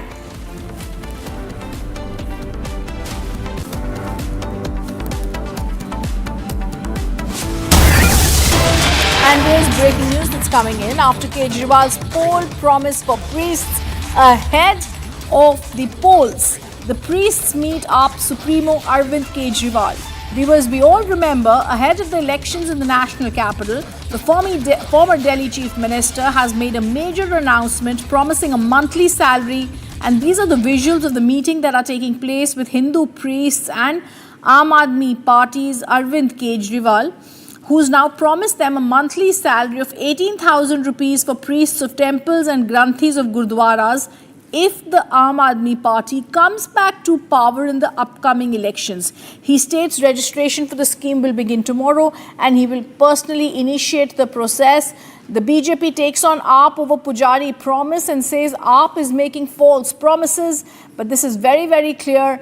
BJP calls out AAP's appeasement now. This is a meeting that is showing Arvind Kejriwal meeting the Hindu priest. This is all happening after former Chief Minister of Delhi, Arvind Kejriwal, made a massive announcement promising a monthly salary of 18,000 rupees for priests of temples and granthis of gurdwaras if Aam Aadmi Party comes back to power. This is also coming as the BJP has called this out. The BJP has also stated that this is their appeasement of the Aam Aadmi Party. They've also said that the Aam Aadmi Party has not paid anything to pujaris or granthis in the last 10 years. I'm going to stay with those visuals that are coming in of Arvind Kejriwal, former Delhi Chief Minister, meeting the pujaris and the granthis and ensuring 18,000 rupees is going to be given to the Hindu priests. The BJP has also said AAP has spent thousands of crores on Waqf. Let me go across to the political reactions that are coming in now of Kejriwal and Sisodia. ये देश में पहली बार हो रहा है। आज तक कभी किसी पार्टी, किसी सरकार ने ऐसा नहीं किया। ये पहली बार हो रहा है। जैसे दिल्ली में हमने कई काम पहली बार किए, स्कूल अच्छे किए, पहली बार किए, अस्पताल अच्छे किए, पहली बार किए, महिलाओं के लिए बस यात्रा फ्री करी, पहली बार करी। ऐसे ये पहली बार हो रहा है और मैं उम्मीद करता हूं कि भारतीय जनता पार्टी और कांग्रेस की सरकारें भी इससे सीख के अपने अपने राज्यों के अंदर पुजारियों और ग्रंथियों के सम्मान के लिए ऐसी योजनाएं लागू करेंगी। इस योजना का कल से रजिस्ट्रेशन चालू होगा। कल इस योजना का रजिस्ट्रेशन एक तरह से शुभारंभ करने के लिए मैं कनॉट प्लेस के हनुमान मंदिर जाऊंगा और वहां के पुजारियों का रजिस्ट्रेशन करके आऊंगा और उसके बाद दिल्ली के सभी मंदिरों और गुरुद्वारों में हमारे एमएलएज, हमारे कैंडिडेट्स, हमारे कार्यकर्ता पुजारियों का और ग्रंथियों का रजिस्ट्रेशन कल से फिर मेरे आरंभ करने के बाद पूरे दिल्ली के अंदर इसका रजिस्ट्रेशन चालू होगा।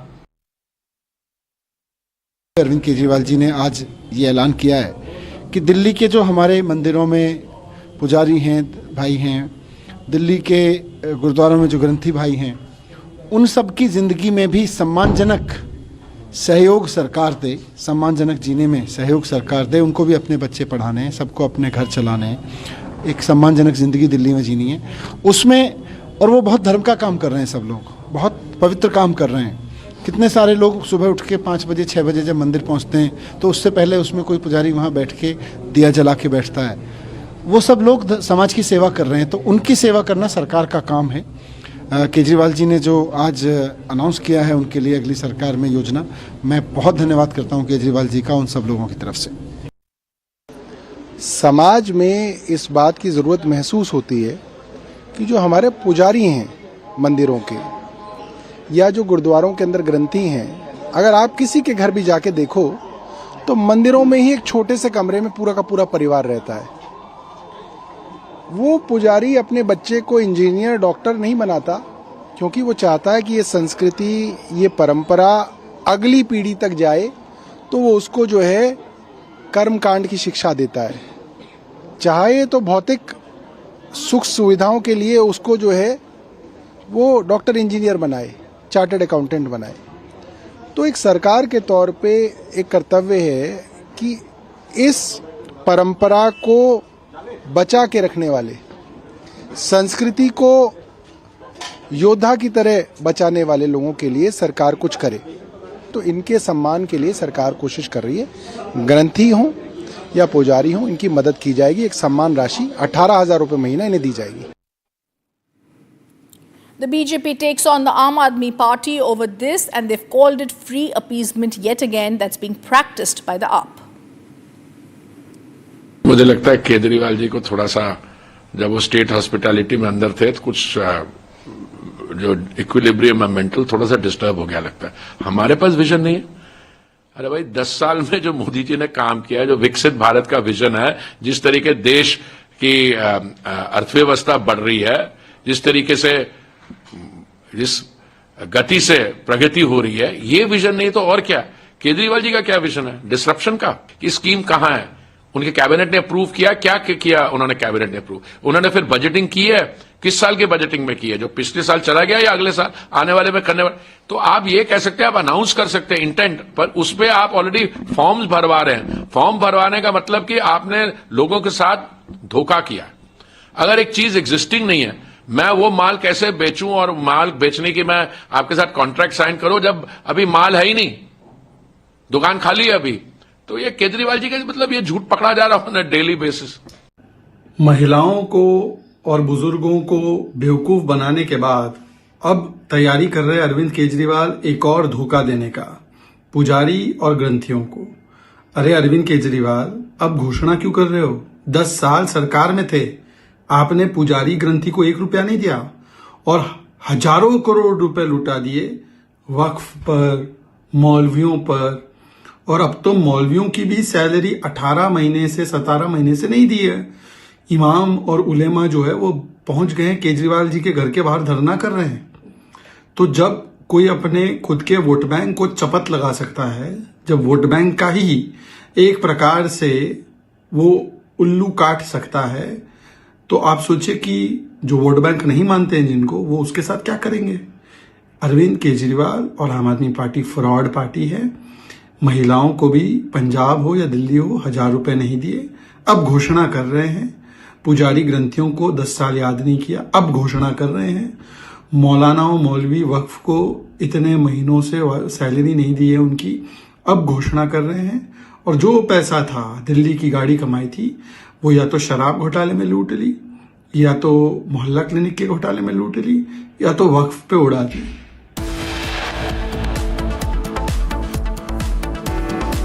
Coming up after a short break, ISRO is to sign off 2024 with space docking experiment mission today at 10 p.m.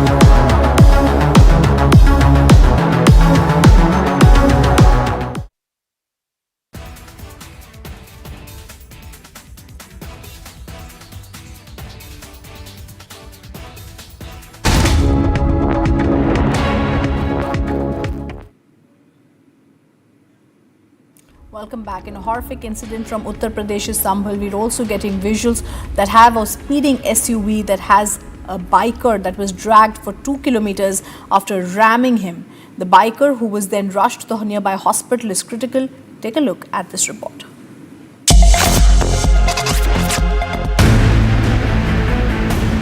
A horrific incident came to light from Uttar Pradesh where a speeding SUV hit a biker and dragged him for about 2 kilometers in Sambhal. Sensing trouble after ramming the biker, the SUV continued to drive on even as the biker clung onto the bonnet for dear life. The biker, who was immediately rushed to the hospital, has now died. The family members of the biker, along with scores of others, have launched massive protests demanding probe and justice over the incident. Meanwhile, Sambhal ASP Shirish Chandra has said that the SUV has been traced. इस बारे में जानकारी प्राप्त होने के पश्चात वाहन को ट्रेस कर लिया गया है और 100 को पीएम के लिए भेज दिया गया है। मौके पर शांति व्यवस्था कायम है और शीघ्र ही आरोपी को हिरासत में लेकर पूछताछ की जाएगी। अभी इस बारे में परिजनों से तहरीर प्राप्त की जा रही है तो तदनुसार अग्रिम कार्रवाई की जाएगी।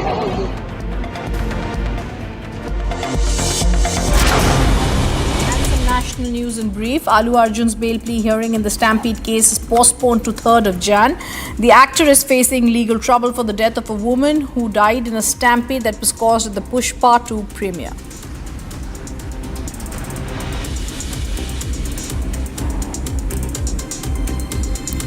AIADMK members staged protests in Kanchipuram against the Tamil Nadu government over the sexual harassment incident at Anna University. The incident involves sexual assault of a 19-year-old student at the university. TVK President actor Vijay met Tamil Nadu Governor R.N. Ravi, submitted a petition urging for improvement in law and order situation in Tamil Nadu and that appropriate steps need to be taken to ensure the safety of women everywhere. With recent cyclones monsoon battering the state, he also urged the union government to provide relief amount requested by the state government.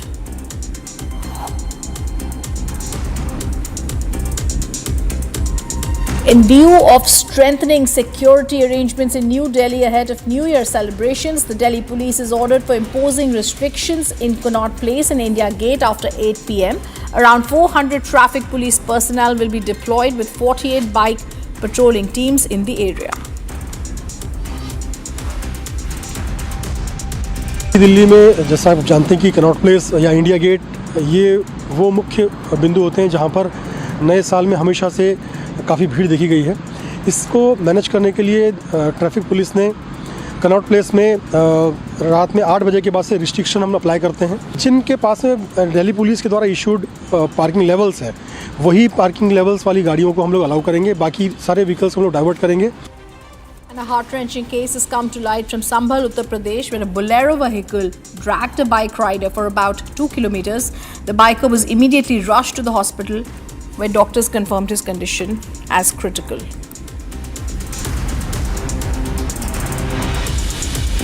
Here is the top focus and story that we're also following. Yashasvi Jaiswal's controversial dismissal on day 5 of the Boxing Day test between India and Australia at the MCG is causing quite a stir on social media. The dismissal proved to be the final nail in the coffin as Australia registered a 184-run win. Rohit Sharma, Team India captain, spoke about the controversial call that was made by the third umpire, saying such decisions always seem to go against the Indian camp. विवादास्पद निर्णय जिसको लेकर गावस्कर ने भी बोला है और लोगों ने बोला है कि जो उसका यशस्वी जायसवाल का था वो आउट नहीं था। मैं भी मैच देख रहा